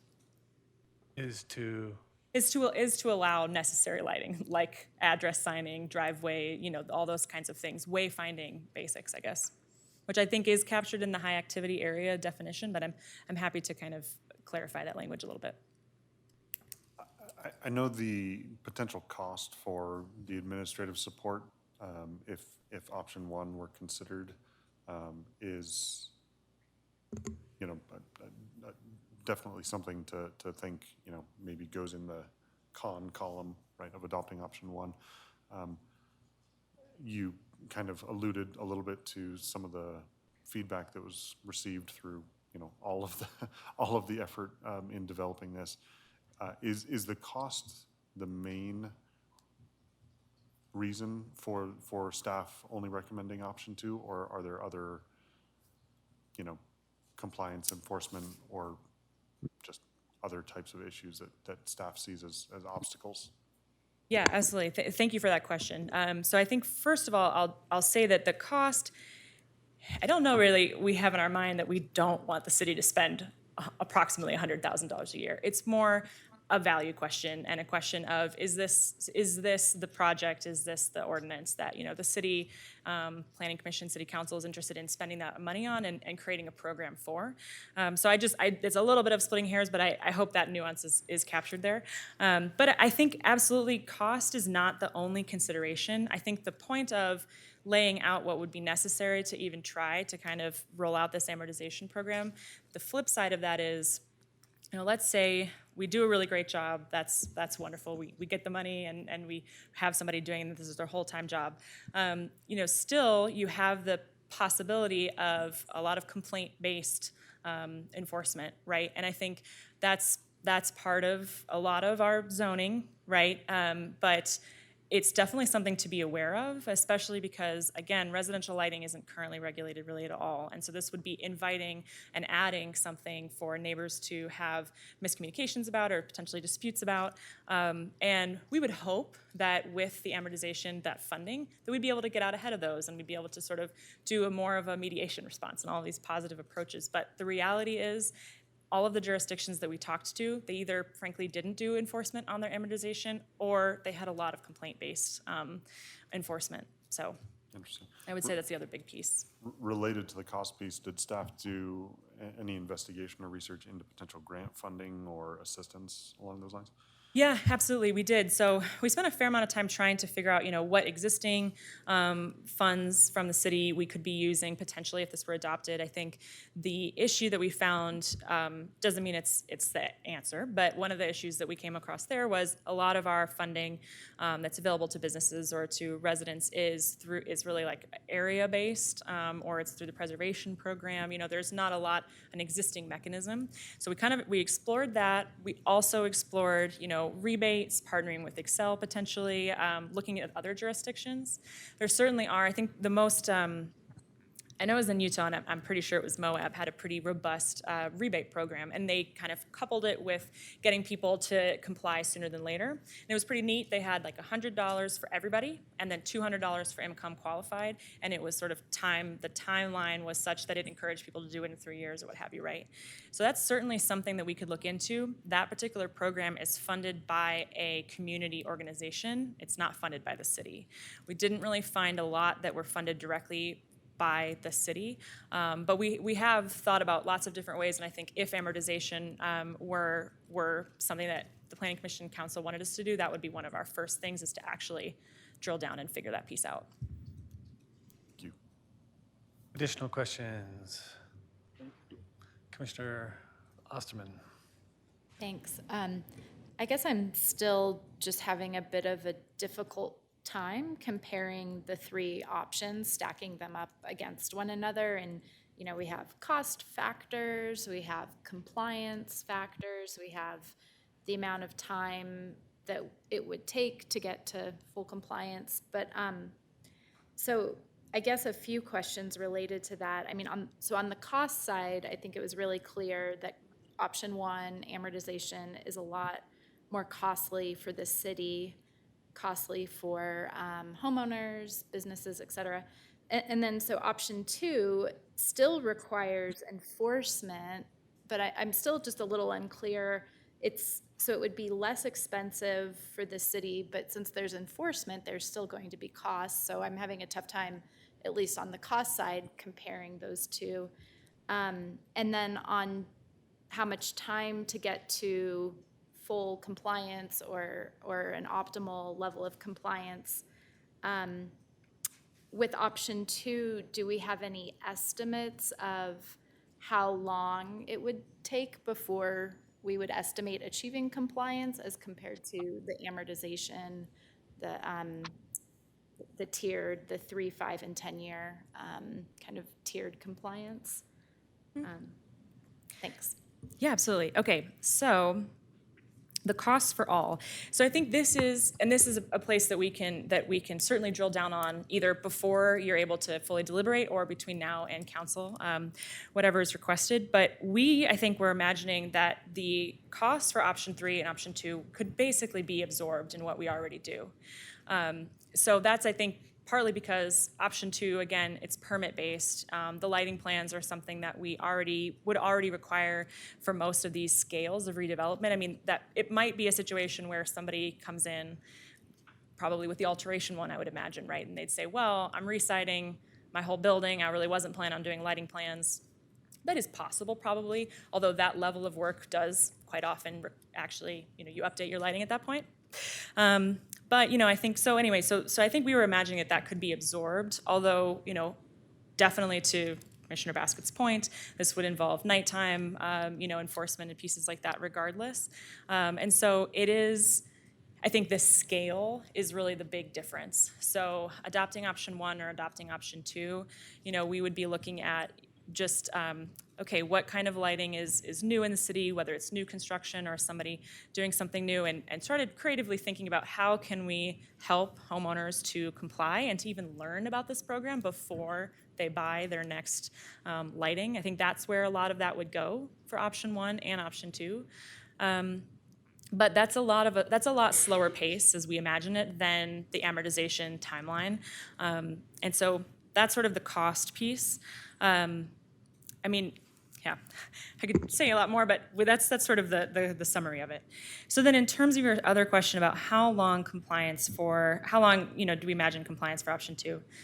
So we haven't done any type of modeling around this, but I would say the one way to answer that question is it's possible that some of this lighting will just not come into compliance unless there's an amortization period, which is one of the pros of having the amortization, right? Because we did ask commercial businesses, in our survey, when did you last replace your lighting? How old is your lighting? Just to try to get a sense of, how long these things last. Some people have replaced it very recently. There's lighting that's been out there for 30 years, and according to this survey respondent, it's going strong. So, I think the 15 years, when you kind of do a little research, 15 to 20 years is maybe sort of a timeline to expect some of those full plan, full site-wide commercial lighting. But again, 15, 20, 30 years, now we're getting into effectively that's like another lifetime, right, in a sense. So I think the answer is there absolutely could be existing lighting that doesn't come in. We do feel, in trying to develop option 2, that this would capture large-scale redevelopment. And of course, it would still capture, if something transitioned to mixed use, which I know there are areas in the city that's potential. All those different pieces, there would be other places that it's captured. It wouldn't literally just be changes to existing.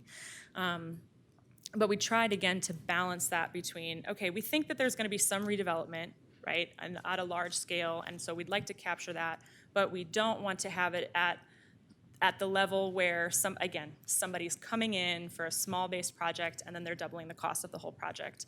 That's probably maybe not the most common thing that could happen, but it certainly could happen with something that's 50%. 50% is what we kind of thought would be a good number for that. So I hope I captured both of those questions. I didn't know if you had any others that I missed. Yeah. Any additional questions? Commissioner Basket. I think it's going to be really interesting when this gets to be discussed by council to see if option 2 really achieves what they hope in terms of really having a dark sky. I'm concerned that we may not have the bang for the buck with option 2. It should be. Is that a question following that one for her? No? All right. No, it was All right. rhetorical. I'm sorry. Okay, thank you. Questions? Chair, I have a couple more. Please. I know you just answered Commissioner Osterman's question a little bit about kind of those triggers for option 2. Was there a consideration for a specific scope-based trigger as well?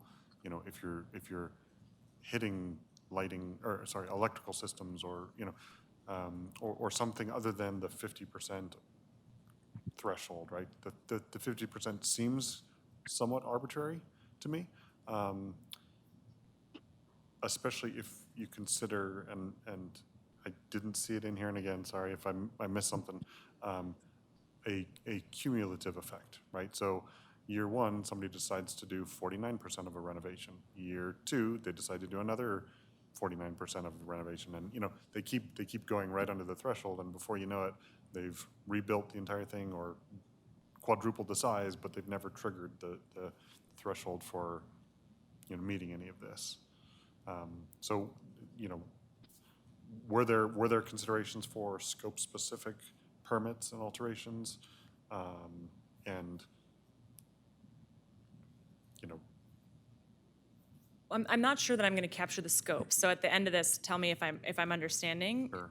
But I think those are the exact conversations that we had to sort of get to this point was, okay, and I think trying to write the ordinance to the point where we're not letting somebody skirt around the exact numbers, I mean, that's pretty tricky to do.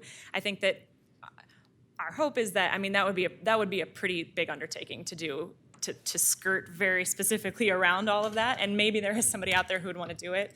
But I think in general, and we did, you know, we tried as much to talk to as many people as possible. I know you saw some of the business responses, you know, requesting that there be only new construction, or that there be only not be this adopted. But we actually had a number of conversations about, okay, well, let's just say that it does get adopted. Let's just say, because there's a lot of support and council has asked for this, what would be workable, right? And so that's actually where this comes from. It comes also from conversations about, okay, well, yeah, that feels right, because initially, and I don't think this is what you meant by scope, but initially our first draft that we brought to the public, which was version like 6 or 7, right, from internal to try to figure out these pieces, had a lot of use change triggers and a lot of things that were very standard for planners to think about, but when we took them to the business community and residents as well, it didn't really make sense. Things like PUD, you know, you have to do this build out at PUD, you have to do it at GDP, you have to do it at tenant use change. In our minds, we thought, these are all the things that we know, we deal with this every day as planners, but from their perspective, it didn't make sense. So that's where this very specific project scope conversation came from on our end as city staff. We thought, yeah, those are building permits that we look at, so that we can slot those into what we do reasonably. And then on the other end, it sort of attempted to reflect what we had heard about where they would be changing their lighting and where we might be able to push a little bit more for broader compliance. Did that answer part of it? I think so. Right. Commissioner Howe. You're getting a lot of questions tonight. No, so it's thank okay. you. It's fine. I think I don't really fully understand. I mean, the electrical, I guess if you want to talk more about that and I can maybe understand it a bit better, but I think I didn't capture what you meant there. I was just trying to reconcile, I think, you know, knowing all of the different types of work that someone could come to the city for a permit for, that may not necessarily meet that 50% threshold, but they might be replacing every single, you know, electrical fixture and light and, you know, everything else, where ostensibly it would be a great opportunity to do that, but if they're not required to, are they going to do it? And you mean specifically if somebody is doing a bunch of electrical work, but it's not in their scope to actually change their outdoor lighting? Right, because Okay. they're not hitting that 50% threshold of the size of their building or the exterior facade or whatever it is that would cause them to want to look at this. Okay, yeah. I don't know that we'd thought about electrical permits. I mean, we did think, and again, this is not quite getting to what you're saying, but I think we, you know, in terms of administering an ordinance like this, we would have we would have to develop a program anyway for things like deck permits or things like electrical or things like, you know, hey, can you please certify that you're not changing your lighting? Or if you are, you know, fill out this form. And we really would try to make it as easy as possible, especially for homeowners, small businesses, you know, and people that frankly aren't used to getting a lighting professional and paying for that, right? But there is, I just do want to say that all of those pieces administratively we would try to capture that, but that would be for people who are changing their lighting, right? It's not exactly for what you're asking about. So happy to try to think a little more creatively about other types of permits that might also kind of get us to that point. Thank you. Commissioner Basket. So I'm wondering, this is really a question for staff. If you looked at other thresholds, so the 50% new build, I don't know how many existing buildings really have the capacity to double their size. Did you consider a lower threshold, like 25%? We did. We considered 25%. That exact number. We brought it to the community, and I think that was the goal there, right? In that logic. And again, these are round numbers, you know. But the 25% was okay. This is a little bit of a change, and let's bring the whole project into compliance. And we heard from the business community using numbers, and also from the residents community, that they're, again, that's where you got out of balance a little bit for what's expected. So I think there is probably a way where maybe you could say 25% of like an alteration might be a better trigger than 50 versus doubling your square footage, because one of those requires building compliance and one of them requires site compliance as currently written. But again, we were going through the permits and the projects that we were familiar with. We were talking to the business community and residents and trying to get that balance. So for example, there are a number, I think the alterations part would actually capture, these are wild numbers, right? But I would estimate the next like 5 years, just looking at the rate, I've been here a year, and I would say looking at the rate of facade changes, you would capture quite a number with the 50%, because oftentimes people will reside or redo the entire exterior materials, and we'd be asking them to spend $1,000, $2,000 at the high end, extra at that point. I agree with you, the doubling in size is rarer, but we've also have language in there that if you demo half of your building and then rebuild it, that would also be a trigger, which could be a little bit more for site-wide compliance, which is probably a little bit more typical for what we might see in the near-term future. Yeah. Additional questions? Seeing none? Chairman Brown Eyes, I have one if nobody else does. Go ahead. That'd be okay. Thanks, Amelia, for entertaining one or two more questions for me. I think I know the answer to this, so hopefully it's a quick question. The Marshall Fire rebuilds, would this apply to them, assuming that they're not building beyond 120% of their original build size? It would depend on where they are in the process. So if they were new construction by the time that this was adopted, if it were to be adopted, then it would comply as new construction. To the already, they've already got plans in or they've already got it approved, this would not apply to them unless, amortization piece aside. Does that answer the question? Yes, I think I hear you saying that if they have not begun their rebuild or not gotten through the permit phase, this would apply to them. Right, and I think the intent there is that if you've already submitted plans, that we're not asking people to redo their plans to comply with this, but somebody who, let's say this planning commission had the power and it were adopted tonight, somebody put in a permit tomorrow with new plans, like that's where we would get compliance. But the other, we're not going to be asking people to go back and, okay, that's certainly not the intent to go back in the revision 3 and add this. Yes. And then if you could just shine some light on one more question of mine. So we're talking about the light covering one's lot. And I know in a lot of instances, at least where I live in Ward 2, there are very irregular lot sizes. Some are deep and narrow, some are pie-shaped. And I'm reading through the exemptions. This is 17.26.080. I don't expect you to know it off the top of your head, so I'll just read it to you. It says motion activation lighting. If such lighting is not illuminated for more than 5 minutes upon activation, it does not exceed 2,000 lumens per luminaire. So they're saying that that's exempt. Well, what happens if that 2,000 lumens doesn't get to the edge of the lot? I don't know how much 2,000 lumens is. Maybe we think that's adequate. But what if it doesn't? Let's say that doesn't cover the edge of their lot. Do they then add another light there? What do you suggest to a citizen telling you that? Okay, so I think if I understand your question, when you have lumens caps, there is the possibility that people will add more lighting so that they can reach what they feel they need for their lighting. And so it would depend on this circumstance, but I think if they want to reach the property line, again, and let's say they're next to a residence and not an open house, then open space, I think they certainly could, under this ordinance, add another motion censored light, or even not a motion censored light, right? As long as it were below the lumens and fully shielded. I think also, that's the answer. That's the permit answer, right? That's what's possible. But I think we've also, we've been working with the police department, and I know that they've been out a number of times to try to help people reckon with the fact that more lighting and brighter lighting doesn't always mean safer, especially when it comes to motion lighting. So I think that would in an ideal world, also be an opportunity for that educational piece.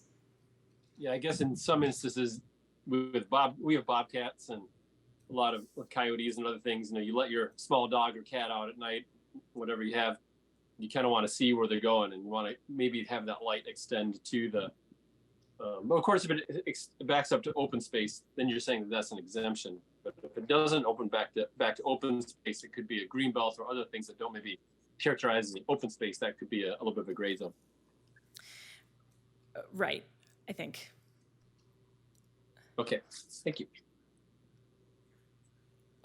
It references the peak migratory wildlife seasons. Who's going to give us the definition for that one? I'll stick around, Steve. Okay, great. Give it to you. Thank you. Yes. No, I think that's a great point. We originally had actual seasons in there, but frankly, with climate change, they're changing. So I think that's certainly something that you can. There's a lot of research out there and a lot of easily, in fact, it's very cool. There's an online website. There's a website you can go to actually track live migration, and that helps, again, with the fact that there is so much change going on. So that's all I'll say about the birds. But yes, I think it is pretty accessible at this point. All right, thanks. Additionally, right, there's a designation for cities to be dark sky cities. Did you have time to investigate what that would entail? Yeah, so I think early in the process, we had looked at that, and what it entails, you have to get your ordinance, you have to have an ordinance in the book, get that ordinance approved, and then do annual reporting, hold events, and I think it's certainly something we could look into. I know that when we were originally drafting it, we were drafting it to the dark sky standards. I believe that this ordinance would still maintain those, but it would actually be something I haven't looked at in months, frankly, so I would need to look at this recent draft and see if that's possible for us. Thanks. Additional questions? Commissioner Osterman, did you a little bit while back? I think my question was answered. Okay, great. Thanks. Thank you. All right. With that then, seeing no more additional questions, I will now open public comment. We can start off with the cards for people who are in the room. And then if while somebody's speaking, if you can check into the Zoom to see how many people we have online. And if you would please limit yourselves to 3 minutes and begin with your name and city of residence. And if we can ask the first person up. While we do that, we'll motion to include the public emails that we've received. My first card is Catherine Smith. And then also, can we give the second person on deck? Mary Ann Heaney. So if we can have a motion to include we'll call it Amendment 1 to the packet for the emails for public comment. I will move that we include the emails in the presentation. Thank you. Second? Second? Thank you. All in favor? Aye. Aye. Hearing no people against it, motion carries. Thank you. Welcome. Hi, thanks. I'm here tonight to be an advocate for the darkest possible skies. It's an aesthetic preference, it's a health preference, and it's a health preference for human beings and for all life on the planet, and including plants, which actually time their life cycle to the amount of light. Also, from a climate change perspective, from glare perspective, those are kind of the primary things I personally think about. I'm in favor of a combination of option 1 and option 2. My concern about option 2 is I think almost no residential properties will be converted in the short term. I wonder if we've looked at some creative approaches that might reduce burden on staff, like phasing in by ward, so that, or by discrete areas, so that we can do education in a particular area and we can do enforcement in a particular area. Also, to reduce cost, I know that I personally rarely use my outdoor lights, probably 3 hours a month, maybe. And so I'm wondering if we might exempt people who rarely use their outdoor lights by some measurement. I realize there's a little bit of a trust thing there, but it would be a way to reduce cost. Also, we could, I think, look at various kinds of incentives or incentives for people who are lower income. But when I looked at the $750 to $1,000 cost and thought about the improvements it would make in our community, it's certainly a cost I'm personally willing to bear. I appreciate the work of the staff. I know this is really a big project. You got a lot thrown at you. And I can tell that your proposal is going to be refined as we go forward. But I had made notes also about the costs and the difficulty of really comparing the three options.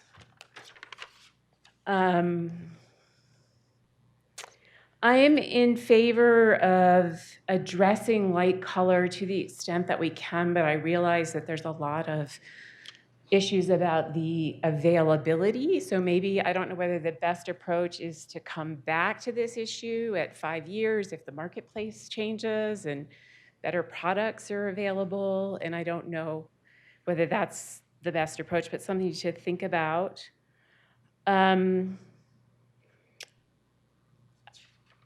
And I guess I would also like the city to think about whether we could do a resolution to the Public Utilities Commission or something like that, or reach out to our representatives at the state level and ask them to get Excel to address the streetlights.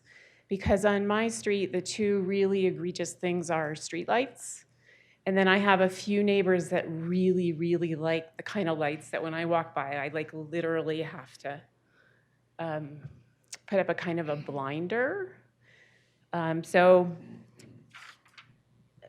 those are my thoughts. Thank you all for your time. And I do really want to say that I'm just so appreciative of everything that you all do and how much effort, thought you put into this.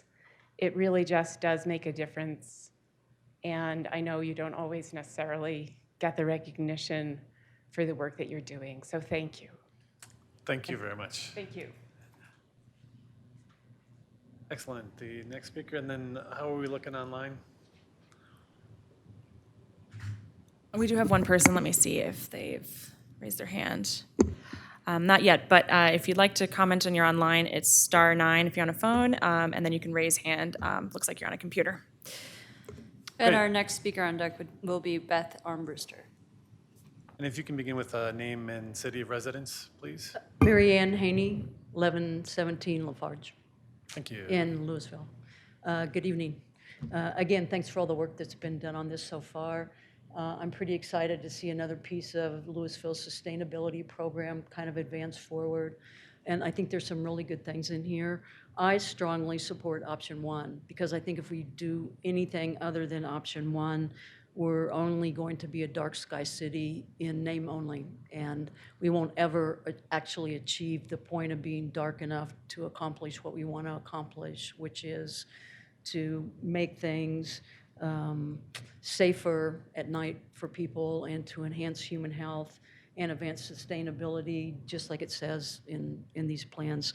I do have some questions about the cost estimates. I've already replaced the fixtures in my house, and maybe I don't have very good taste, but it did not cost me $700. And I think that you can probably, get a little bit realistic on those numbers a little closer. I also would be interested in seeing the statistics of how much renovation, new construction, and alteration we would actually see in the next 5 years. So in my head, I can see if that's even going to be a benefit to have that in here rather than a flat, everybody has to do it. And I understand the costs are much higher for commercial entities, but I think it would be very helpful for council too to see numbers like that. I think the landscaping requirements need to be tightened up. I'm in a neighborhood where it's very popular to light up your bush at 3 in the morning for some reason, and it's incredibly bright. When we get up at night, we don't have to turn any lights on inside the house because of incoming light. And to that note, I'd also like to see a little bit better on trespass, not just light that hits the ground, but actually enters other people's houses. There's a couple of things in this ordinance that I think are really good and would really push this very far, very fast, and one of them is in section 40, paragraph D3, and that's where it says outdoor recreation facilities, the lights have to go out within an hour. That is a huge amount of light pollution, and if we can implement something like that incredibly rapidly, we ratchet the light pollution down. The second one is in section 80, paragraph B. Outdoor lights have to be turned off at 11 p.m. And in commercial properties, 30 minutes after closing. Again, a huge amount of light pollution that would be eliminated right away. And I don't know if there's any way to phase that in earlier. That doesn't cost anything. Doesn't cost any compliance, doesn't cost the city money to do that. You know, both of those are zero costs, not only to the owner, but also to the city. It also, I think, would introduce people to the idea of having a little bit darker environment, and the education piece might be higher. And my last comment is, I think the education piece is being estimated as a little more difficult than it might be. We have a monthly newsletter, and you send out a notice in that newsletter for 6 months in a row, everybody's going to be aware of the need to do this, and the fact that Home Depot is giving them a discount so they don't have to pay $1,000 to replace their porch lights. And we're used to looking for information for the city in there too. So again, thanks very much. Just keep in mind, nearly half the species on the earth are nocturnal. That's a lot that we're impacting right now besides humans. So thank you, guys. Thank you.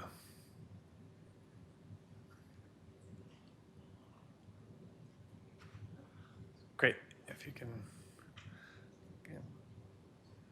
Hello, I'm Beth Armbruster. I live here in Louisville, and I am so happy that this is a topic that we're all discussing, because lighting has just got so robust. It just has, you know, developed into this high illumination that I think is fairly recent, that, you know, we see all around us.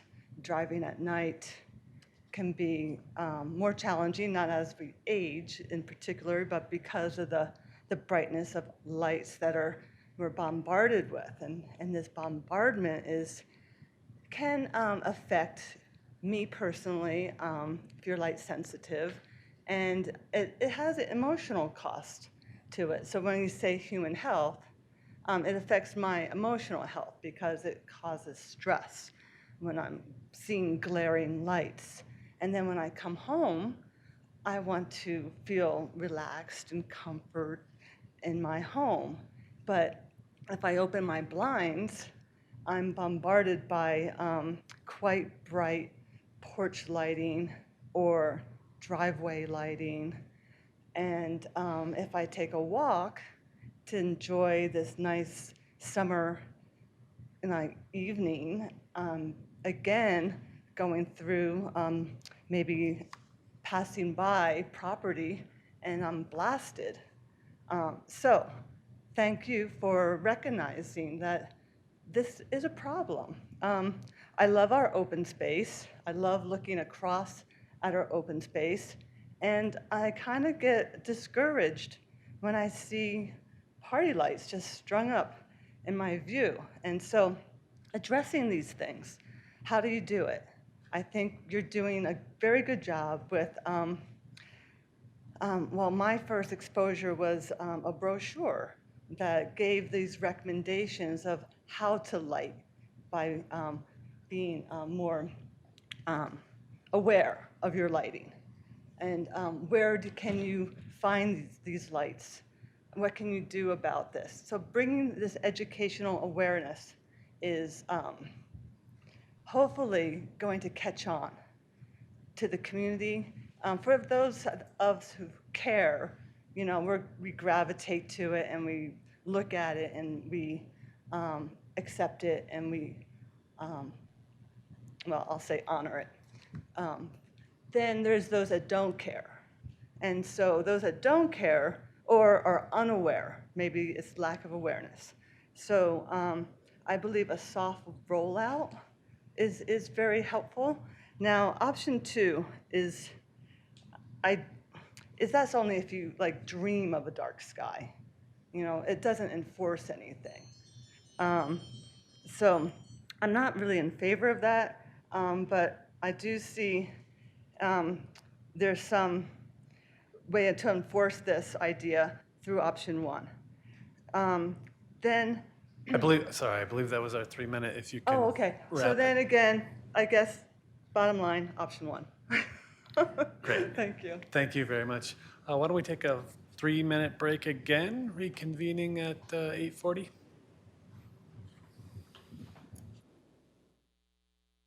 Recording stopped.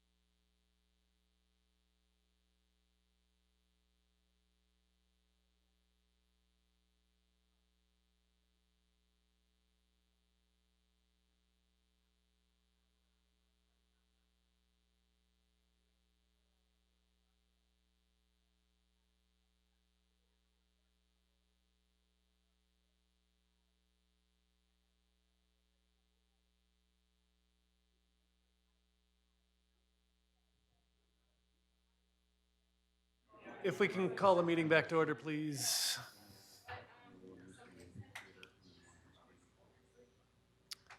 Thank you. Recording in progress. Thank you. And if we can give a couple of names, and then did the Zoom participant indicate desire to speak? If we can give the next two people up. We have a phone that's raised hand Okay, now. great. Yeah. All right. Why don't we run with one person in the room, and then we'll jump to the phone.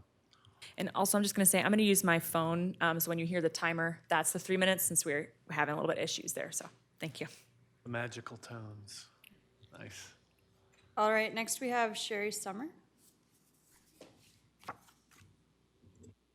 Sherry Summer, Louisville. I'm really so glad we continue to work on this and are refining this proposal more and more. When I look at use of light, I kind of compare it to use of water. Like it's just very, very easy to waste it. And not really, it doesn't hurt me. I just turn on the tap, we turn on the electricity, but now we know there are serious consequences. So I really am glad we're talking about this.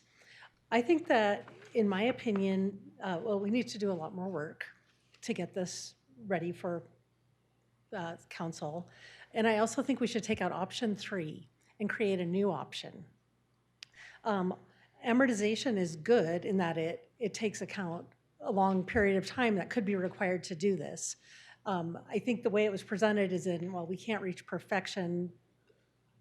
I don't know if we're aiming for perfection, but I do think that if we don't give it at least a little bit of time, we're not going to do very much at all.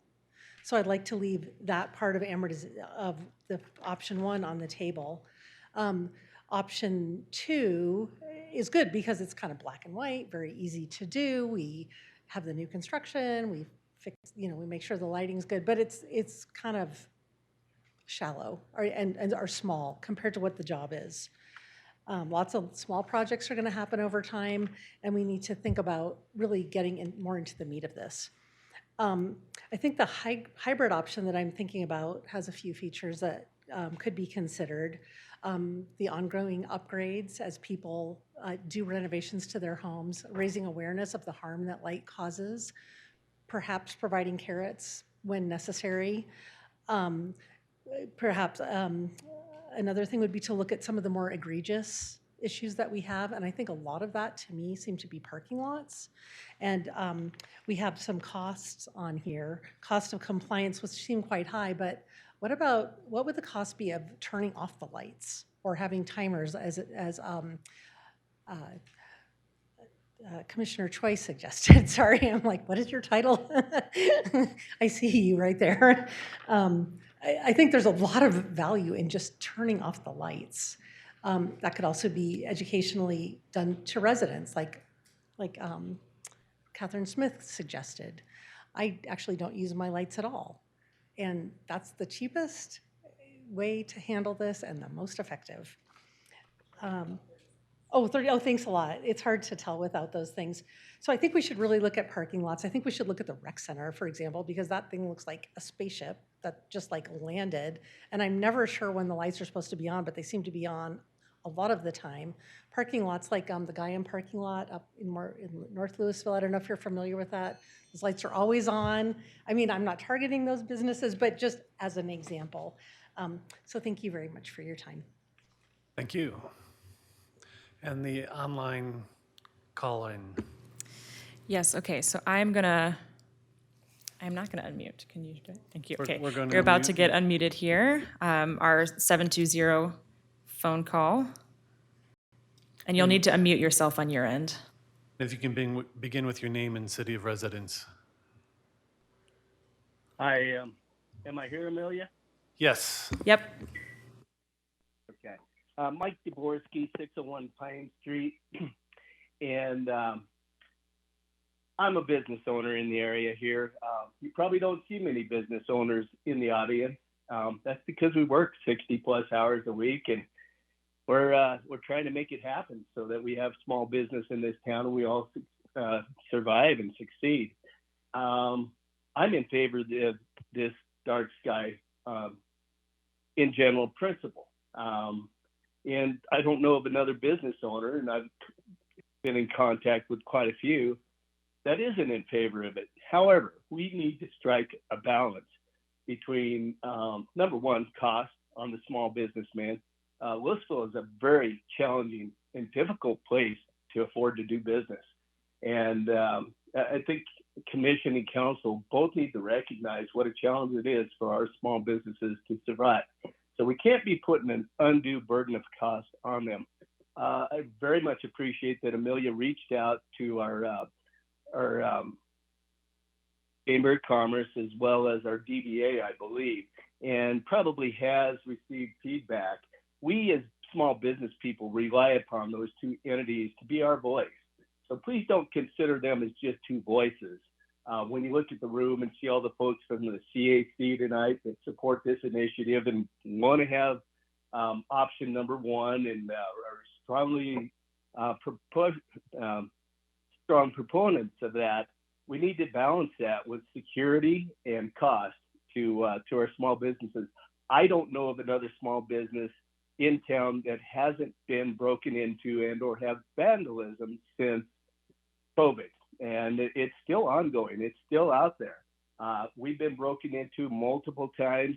First recommendation by the chief of police and his officers, increase your lighting. Most of this stuff happens in the night and under the darkness of night. And so we need security.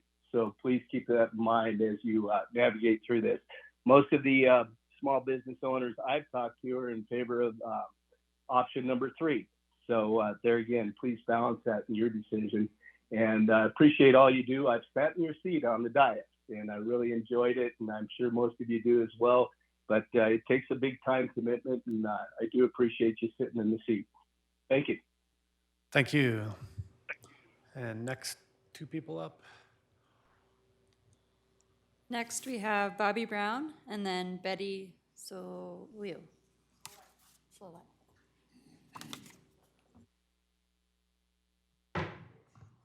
Mr. Chairman, Bobby Brown of Louisville.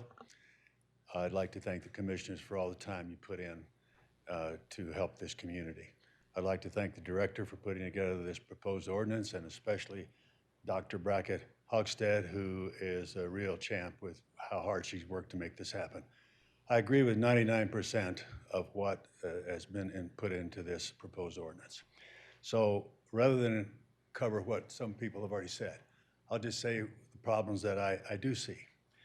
And one of them is the option 2 about the 50% building changes in building, alterations, additions, et cetera. I've rarely had a neighbor that tore down half of their house. So I don't think that's a very practical way to do business in this ordinance. I think what we need to do is have it cover all building permits. So if you're going to spend $10 or $20 or $100,000 fixing up your house, you can fix your lights too. So this is why I think it's not a good idea, and I disagree with that particular one. I think it should be all building permits. Secondly, there is a provision that says that, if I understand it correctly, that you cannot shine your yard lights into the open space. But it doesn't say you can't shine your yard lights into your neighbor's space. So it's kind of a discrimination favoring city property over private property. So I have an objection to that. Thirdly, on the matter of compliance, I do believe we need a period of time. And I think 10 years is appropriate. That's what's recommended by the International Dark Skies Association. I know that if there's a compliance issue, we have 2 inspectors in the city. They work in the daytime. We can't be running around checking on people's lights at night. So the way most cities do it is they enforce it on a complaint basis. Now, some people say, well, that pits you against your neighbor, but I disagree. What I think it does is it gives an opportunity for you to talk to your neighbor, and there's a standard by which this community expects all of us to live and operate our property. And then if it's an egregious violation, then there's always, it can go to the city. But it's already a matter of law that you can file a nuisance complaint against your neighbor for egregious lighting. So let's just have a standard in this community so we all know how that we want to live. So those are my suggestions. And again, I'd like to thank the staff for all the work that they have done in this ordinance, which I otherwise agree with. Thank you so much. Thank you very much.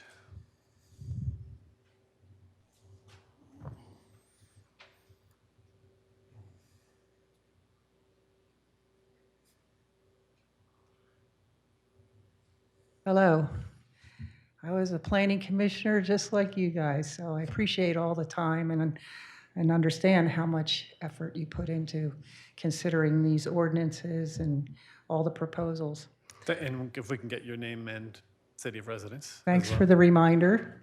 It's not speaking like an experienced commissioner. My name is Betty Solek, and I live here in Louisville.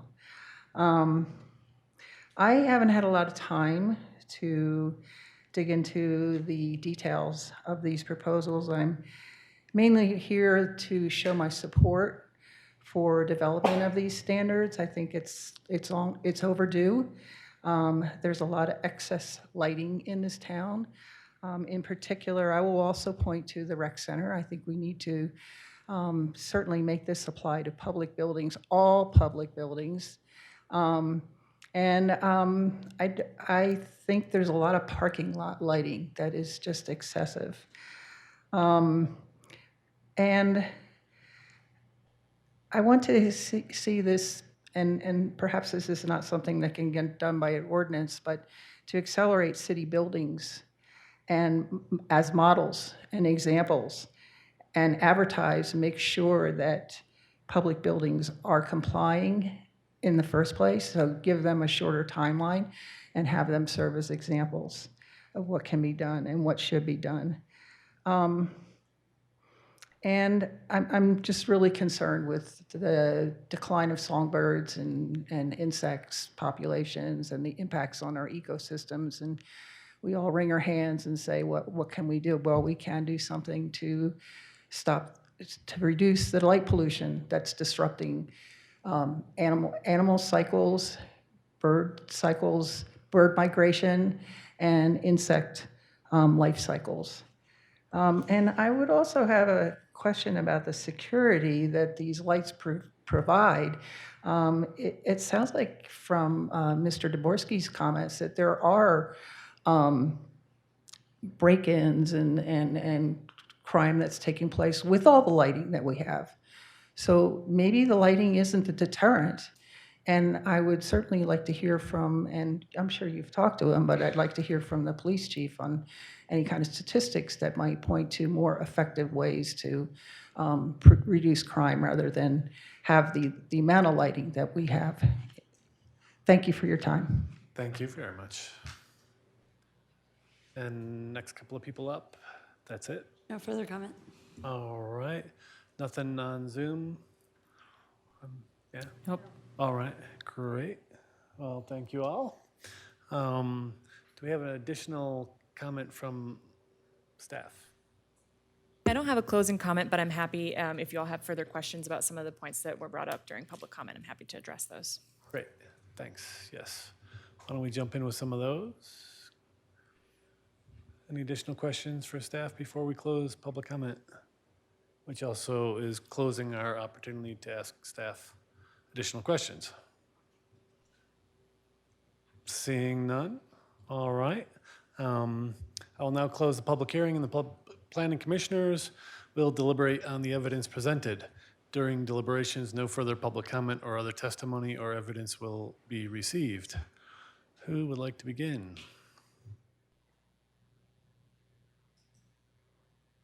No, oops. You don't want to start?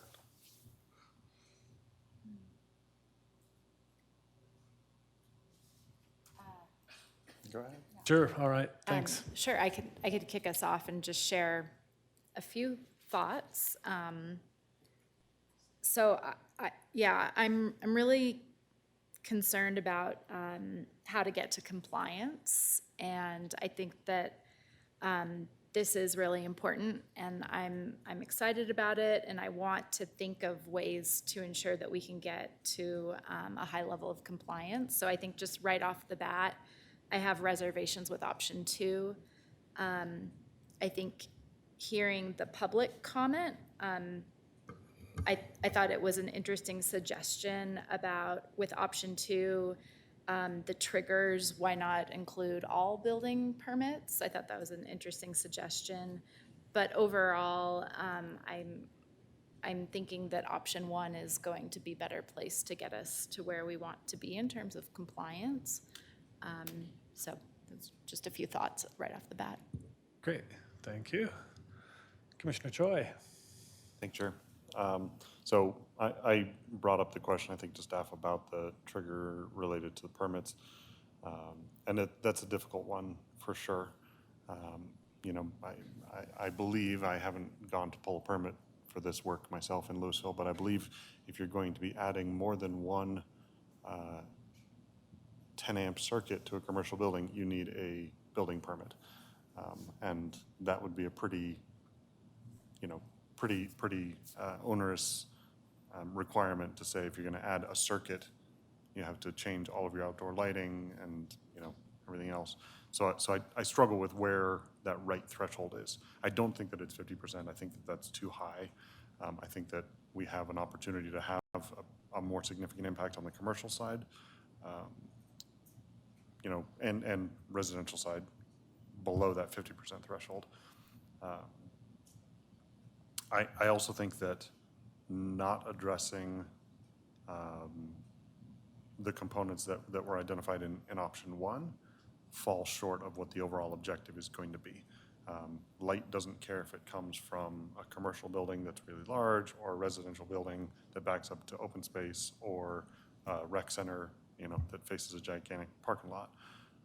You know, light coming out and coming into the sky is light regardless of where it comes from. And I think the standard to meet the intent needs to be applied more holistically, in my opinion. I also think that there are a lot of barriers to getting over that hump. From my perspective, a 3-year amortization timeframe is, quite frankly, probably too quick to see the depth of impact and penetration that we would like to see in terms of, you know, the actual transition over. Because there are all the components, right? There's the public education, there's the availability, there's the, hey, I'm just not ready to do anything on my house right now, and I don't want to be forced to do it just because, you know, my light shines out instead of down. And there are also the you know, members of our community who, whether it's a $200 cost or a $700 cost, you know, might disproportionately bear an impact if they're not quite able to do that on a shorter time frame. 10 years, in my opinion, is too long. You know, something more like 5 years, I think, is achievable, right? To see what that is.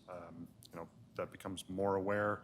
People know what's going on. They see it. There's time for staff to communicate and city to have some coordinated campaigns around getting those types of things and the messaging out there. You know, so I see a combination of option 2 and option 1 with some tweaks to be kind of a more effective solution that does have a greater impact at a reasonable time frame, realizing all the constraints that are out there. So those are some initial thoughts. Thank you.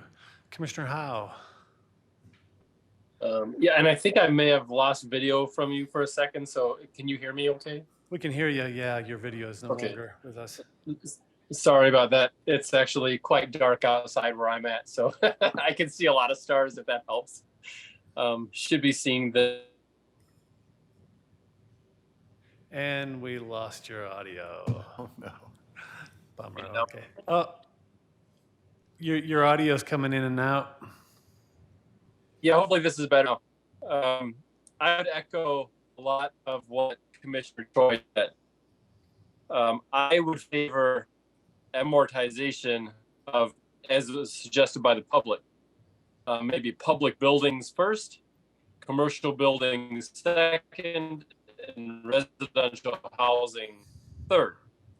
And maybe getting to that ultimate time frame in 10 years. Maybe you do something like 0 to 5, 4 to 8, and 5 to 10. My biggest concerns are safety and cost, and that impacts the ultimate time frame. And of course, we have to remember that there's no time changes scheduled in 2024. So we will be seeing a significant more dark times and more need for light during those no time changes. Oh, we have your, no. Was there anything additional? No, that was it. I Okay. should have said thank you. Thank you very Great. much. Thank you. Commissioner Okay. Basket. So I would like to see option 2 strengthened. I feel terrible on the burden on staff, but if we're going to do this, we should do it right. I like Commissioner Howe's suggestion of prioritizing the properties that come in as the ones that are most impactful, and I do think that the city should model it with our own facilities. So those are things we can do without the ordinance. So I think we need to think about that too, including what we heard from some of the public comments about just turning off lights now. So an educational campaign doesn't have to wait for the ordinance necessarily. So I would encourage staff to think about that. So I'm also concerned about downtown being excluded. I feel like in this scientific climate that we live in, we should be able to figure out how to manage light trespass, and especially with regard to the residential properties in downtown. And no one asked me to advocate for that, but just looking around, I have concern about that portion of the ordinance. So, thank you. All right. I guess little history. So I think the house I live in is about 31 years old, and the exterior lights have been changed once. And I know there's plenty of houses in the neighborhood where you can pick out the original contractor grade lights that were there. And then it's been at least 8 years since city staff first took this up as a possibility. So I'm so excited to see it here before us finally. So I guess for me, I am kind of on the slow path to getting it right. And given the costs of option 1, I don't find myself in favor of that at this time. For everybody involved, for the city and for all of the property owners, whether commercial or residential. If I would think there are other things we could do that would create a better impact environmentally and socially throughout the city with $1 million over the next 10 years. So I find myself in favor of option 2. As far as tweaks to it, I guess the only thing I had thought was, well, yeah, maybe reduce it from 50 to 40%, something like that.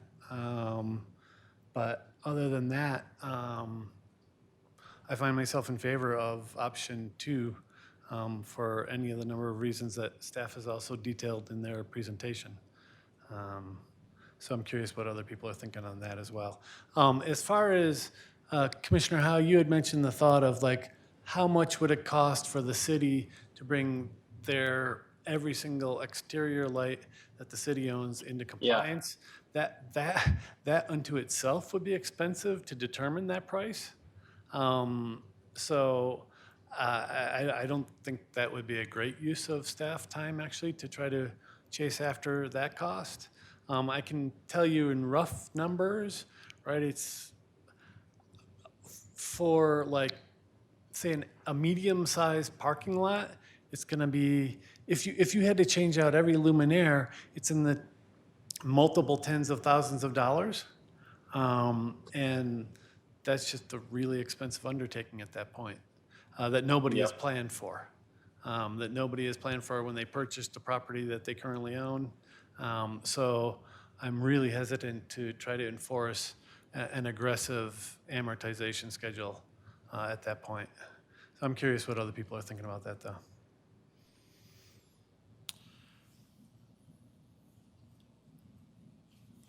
Interestingly, as Commissioner Howell brought up, you know, the way the ordinance is written right now, it talks about the the tiered approach to amortization based on different lighting types.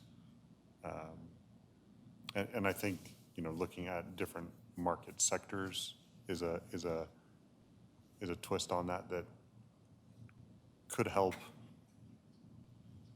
ease the burden of implementation a little bit. Starting with city, looking at commercial properties, looking at residential. I still do think that option one has, it's the area where, when we look at the question of, is the juice worth the squeeze of having an ordinance that impacts it, right? Just on a number of lumens, number of luminaires, the quantity basis, right? Residential is where we have the greatest number. Maybe not necessarily the greatest number of lumens, but when we talk about, the overall impact of where light comes out and up, it's from mostly residential, just because of the quantity of houses that we have here. And most of those houses, Marshall Fire notwithstanding, and again, there's the question of the relevancy of when the permit was issued. Most of those houses are not turning over to the degree of hitting that threshold of 50% where they would be triggered under option two. So, I still think that a combination of the two of them is probably the more appropriate place to look. Again, recognizing all of the effort that staff has put forth on this, and not wanting to waste all of that effort. I think there's an opportunity to look at, some combination of the two with the right thresholds. One other thing came to mind related to the question of enforcement, or how do we make sure people are doing that. I remember a study about a city, I want to say it was in Arizona, and it was related to the city's adoption of reducing outdoor irrigation, right? Reduce water. And it was a question of, okay, now people are only allowed to water during these times or on these certain days or days of the week or whatever it is. There's a huge burden in terms of enforcement and just how do we monitor this? And they came up with a way they actually created a city website where instead of, going over and knocking on your neighbor's door and saying, hey, you're using too much water, or instead of calling a number and complaining, anybody who wanted to, make notification about someone who was in violation of the ordinance went on to the city website and just typed in where they observed, the violation of the ordinance.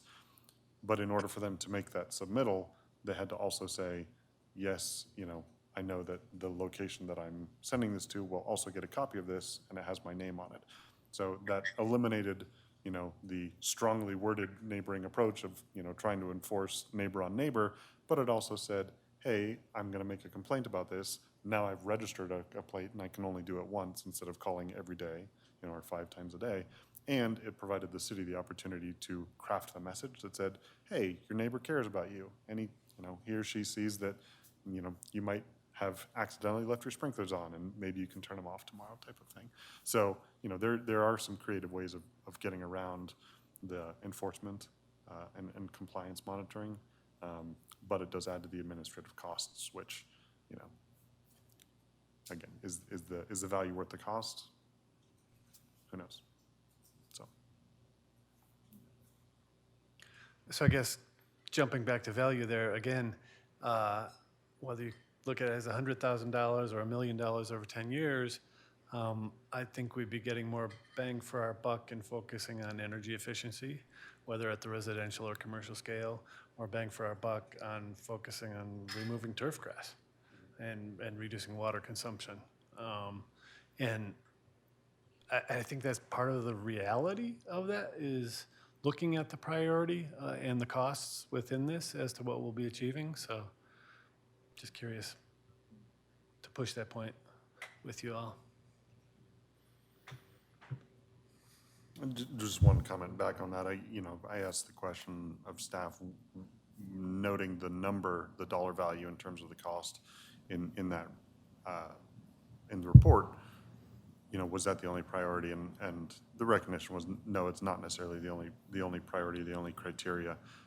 While we can't discount that because we don't have an endless, bottomless pot of money, I do think it is difficult, especially when we try to consider some of the other maybe qualifiable environmental and health benefits. It is tough to put a dollar value on those for sure. So I don't want to focus too much on the dollar sign per se, but I also do want to recognize that it is a significant consideration that has to be taken into account. I also think we'll run into significant resistance with an amortization approach. And I don't want to throw the baby out with the bathwater, as it were. So.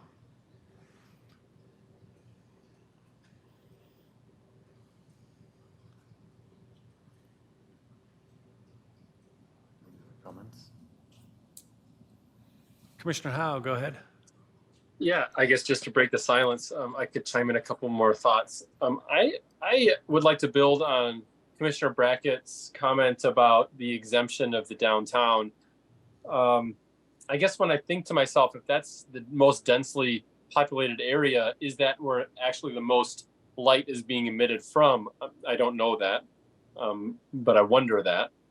And maybe that's an area that we should consider encouraging or incentivizing, maybe instituting this dark sky. I'm sure a lot of the arguments that could be used for downtown could also be used for other areas of the city. I don't know what all those arguments are, but I think that they could probably be used for other commercial areas on McCaslin, other residential areas that are dense as well. That would make it a citywide ambition. I think that everyone agrees that there's value to this, whether it's commercial, as we heard from Mike Dvorsky. He said he had talked to a lot of people, and it seemed like there is value in the commercial building, the commercial business owners. There's value in this in the residential. I think overall this seems to be a direction people want to move. The question is, how fast do we move in that direction, and how much cost do we want to burden the city with? I think the amortization, I just want to follow the recommendations, because it seems like the amortization in a short period of time does not work. And the recommendation is to not do the amortization for a short period of time, which is why I'm trying to spread it out. So it's a smaller pill to swallow, and maybe the commercial or the business owners would be able to say, okay, well, if it wasn't right away, I had up to 8 years to do this, then I can stagger my cost. I know that is a large cost, but if this does carry weight and carry value, then this may be worth that cost. Also, by narrowing the scope of the marketing, you're reducing that $100,000 bill for the city. So for public businesses, they probably don't need to do too much marketing for that. And then would come commercial. So I guess I'm pushing for the idea of a staggered start for these 3 different groups in order to achieve long-term the goals, because I think there is value to this in achieving this dark sky. Thank you. Definitely, thank you. So it's 9:15. We are, as previously stated, we have the option to continue, or we could test some votes on any number of these. If we were going to continue, we'd need to give very specific instruction to staff as to what we would want to learn more about, to see perhaps additional language on. Alternately,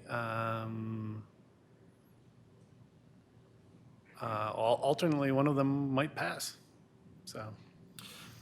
So recognizing, Chair, one thing you said about the cost, right, and whether or not the value is worth the cost, and building off of Commissioner Howe's comments about the amortization,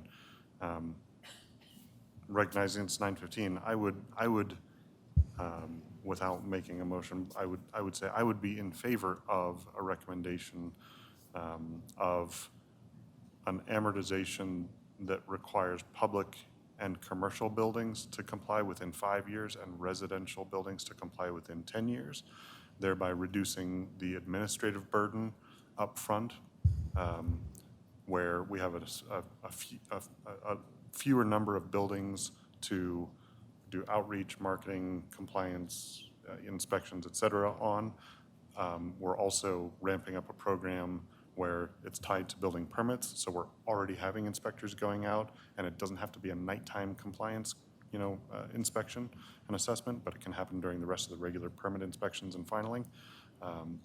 And by that time, at the 5-year mark, we kind of have a tempo going, and there's a rhythm that the city's into that might further decrease the per unit cost of kind of compliance and enforcement. That would also include, that's the option 1 consideration. That would also include the option 2 with some amended language that replaces 50% with something related to, maybe just a ComCon, right? Which would be indicative of a greater scope for renovation above, the single tenant circuit, but not necessarily all the way up to a 50% replacement of the building. But it would, kind of find that right size of, you're doing a little bit more work, and it could be a combination of a ComCon and, exterior facade work or exterior work. Because if you're only doing work inside, maybe you shouldn't be required right then to comply with redoing all of your outside lighting and exterior lighting. If you're a commercial building, you're going to hit that target in 5 years when you might plan for a greater renovation or an exterior update and renovation. So if I were to make a motion right now, Yeah. which I wouldn't, Right. which I'm not, Yes. it would be something along the lines of adopting option 1 and 2, option 1 with a tiered model of public and commercial buildings 5 years, residential 10 years, and option 2 replacing the 50% thresholds with ComCon on interior permits in combination with exterior work, or 50%. So that would mean that most commercial properties in the city would have to replace all of their lights within 5 years' time. Non-compliant lights. Right, and it's super difficult to demonstrate compliance, but at that point, as you envision it, would it be the property owners, would it fall upon them to demonstrate compliance? I think that would be a question for staff. Not knowing what resources the city would have and Yeah. not knowing any mechanism to compel a property owner or, tenant of a commercial space if they're responsible for exterior improvements, not knowing how, I don't know what reporting requirements property owners have to the city. Right, well, at this point, none.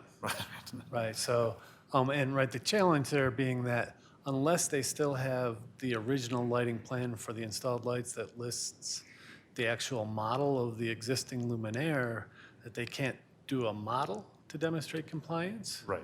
And on-site compliance is really hard to demonstrate. True, there would be some component of,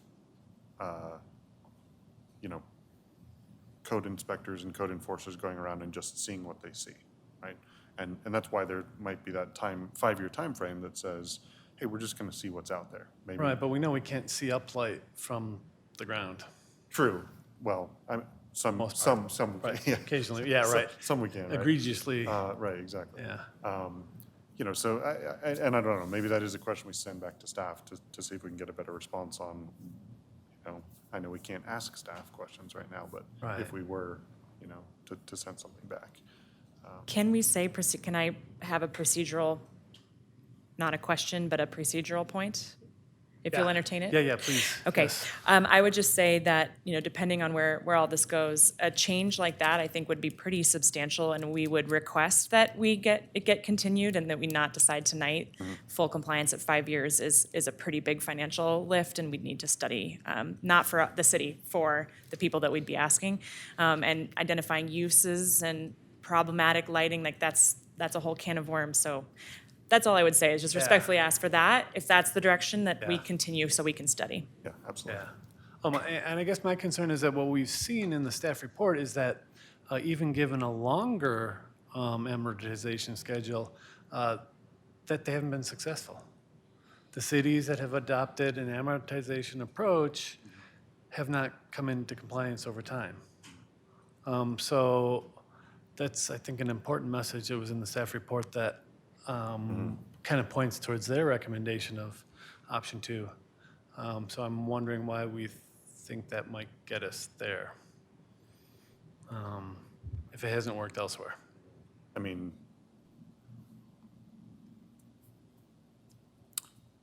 And this is open to anybody. I don't want to like force you thoughts on that one.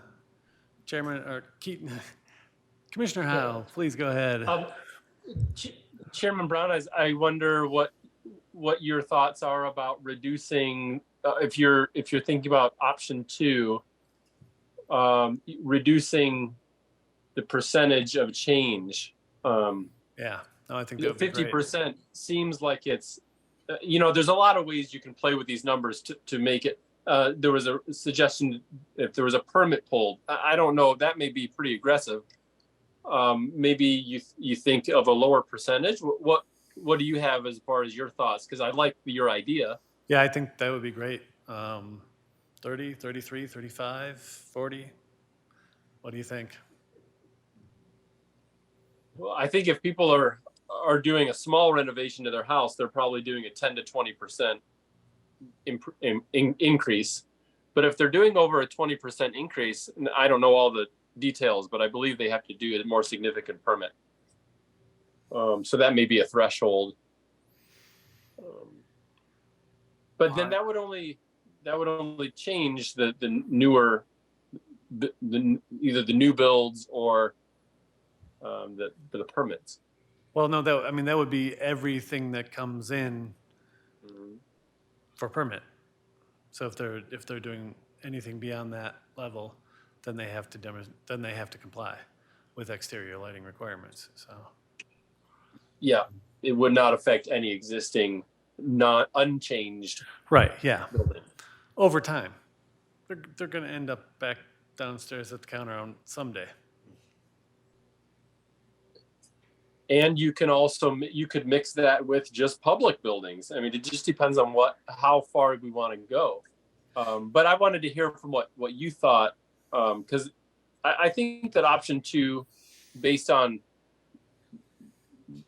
the staff recommendations and the reasons that the amortization hasn't worked, I wanted to hear what you would accept or would entertain for that number 2. I'm open to discussion on that. I don't have a strict number in mind. Yes, lower. Yeah, I'm happy with that. Yeah, I mean, I think ultimately when we're looking at the commercial buildings, we're looking at tens of thousands of dollars for them to be able to come into compliance, and nobody has in their budget to replace all of their exterior lights for the fun of it. I appreciate fun of it is downplaying all the values that we all agree upon, but that's just not something that any property owner has in mind, except for when it's needed. So it's just a giant additional expense that wouldn't have been part of their plans at any point.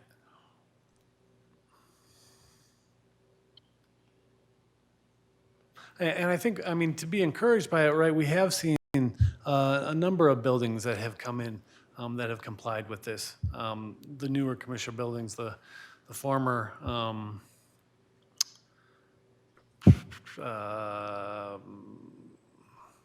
what's the one they just left us? Shimano owned them, the bicycle place. You're talking about Pearl Izumi, right? Right, so that was another case where any number of buildings have come into compliance with it. So I am thinking that anything that's recently constructed has a long life left in them, unfortunately, and that we just have to ride that out. in the meantime.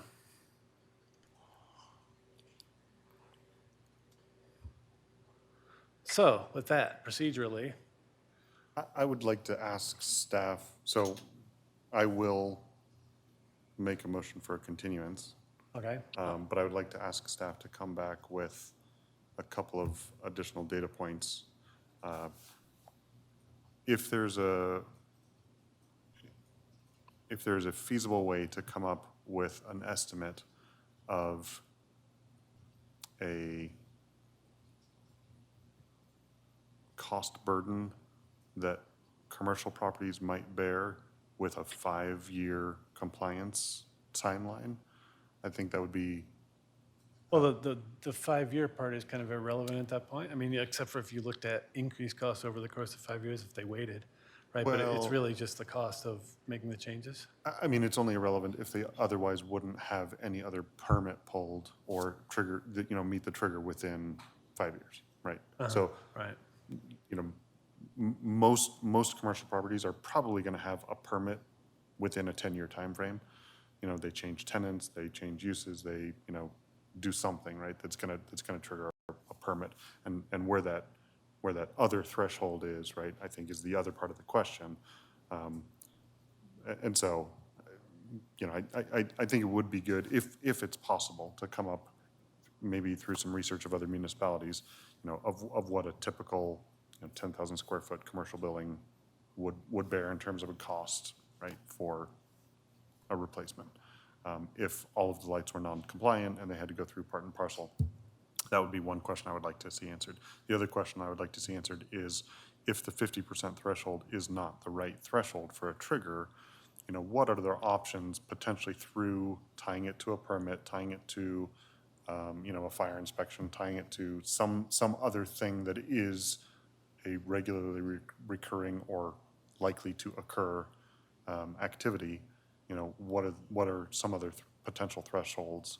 Just because that 50% threshold doesn't quite seem like it's the right level from my perspective. So those would be my two questions to staff. Does anybody else have any questions that would like to be added to the list? As a motion to continue, yeah. Correct. Additional thoughts on that? Whenever you have a moment, Sure. Go ahead. I just want to say, so I will say, we did a fair amount of attempt to figure out what an estimate would be. I can give you our couple best guesses, but they are, and I say this in the spirit of letting you know that we might really not be able to find the answer to this question. This is pretty complex and difficult, and it's part of the reason why amortization is difficult. But I can tell you that like a good estimate, a 28,000 square foot office space from Fort Collins, somewhat comparable, would be about $120,000 to retrofit. 3-story apartment development with under 100 parking spaces, 76 to 78,000.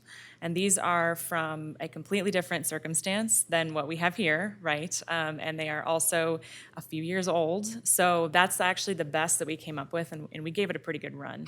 So that's just to say there's a little bit more information for you. And if you're looking for a full model, I think, as was already stated, that would be, we would probably actually have to go out for that, honestly. We couldn't do it in-house. And so I don't know how much better we're really going to get with that cost estimate. Not that we can't try, but just to be realistic about that ask.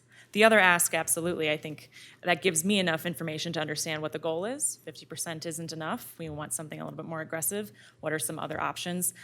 We can go back to that, certainly with that direction. Okay, thank you, I appreciate that. Then my only ask back to staff would be the second question about other thresholds. Other thresholds? What are your thoughts on threshold numbers? I think it's a complicated question. I do think that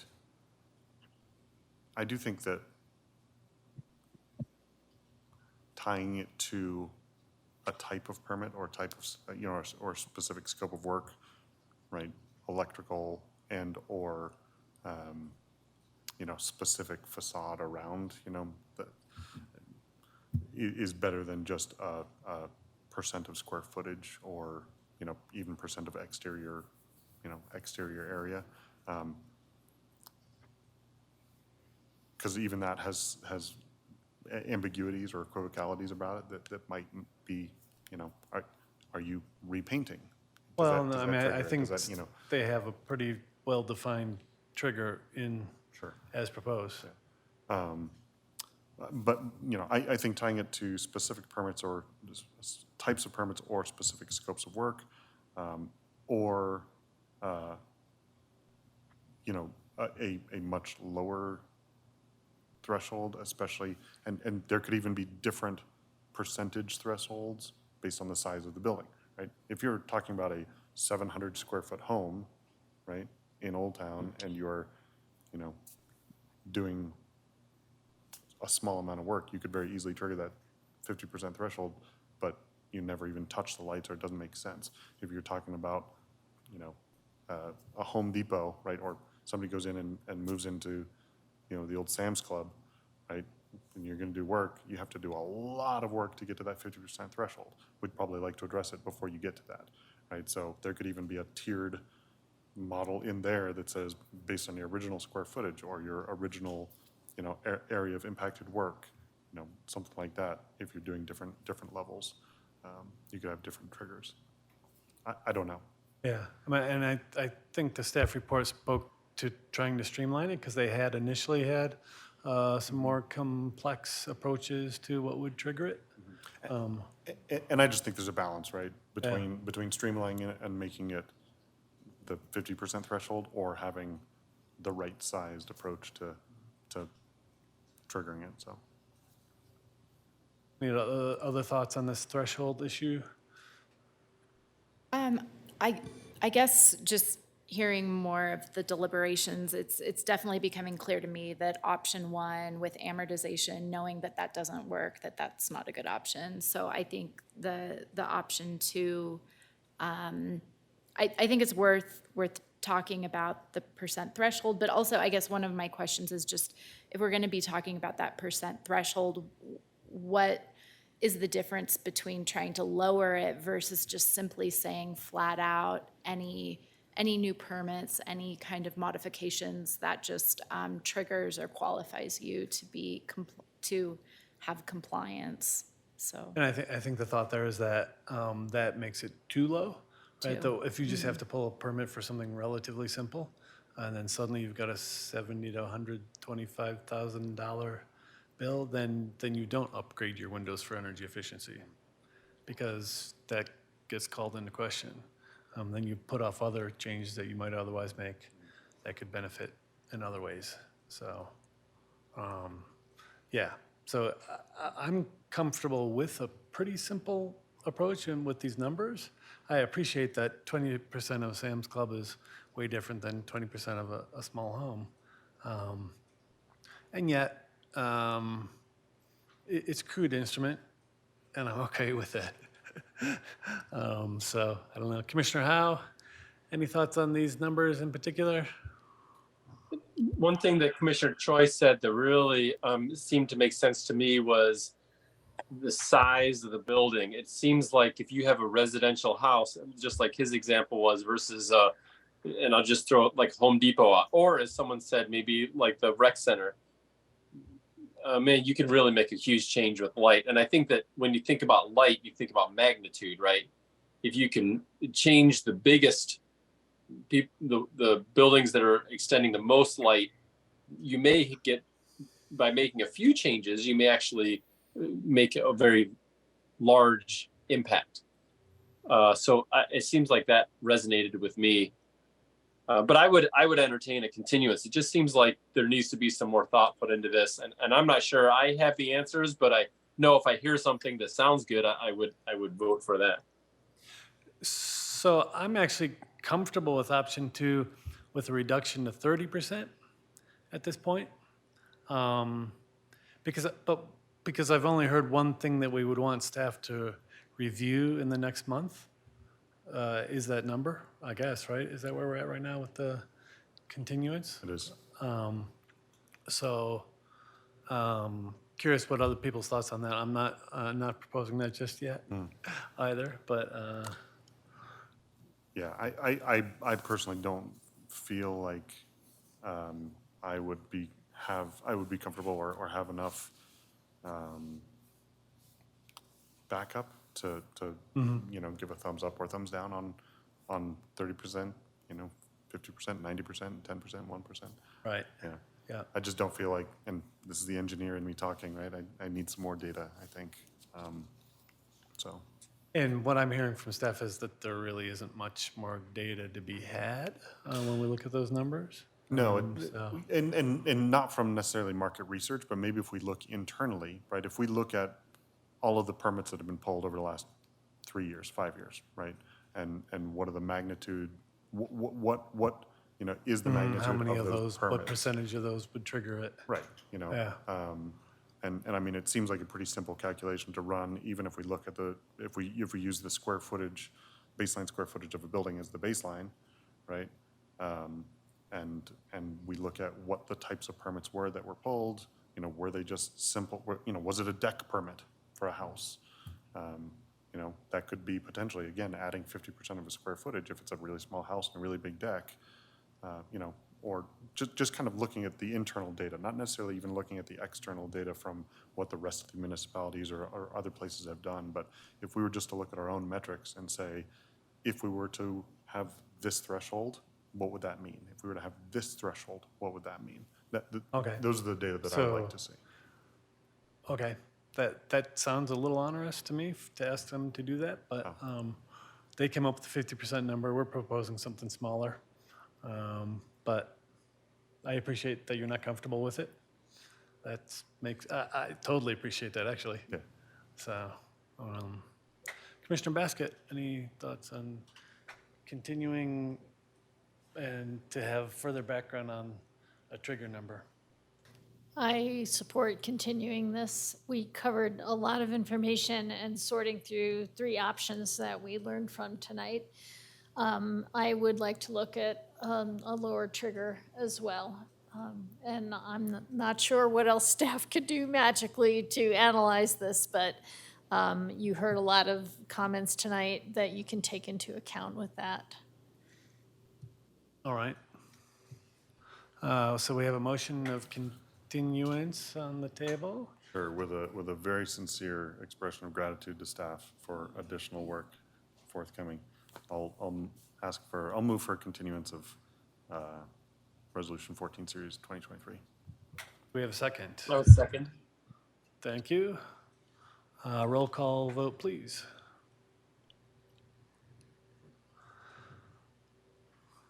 All right, Osterman? Yes. Choi? Yes.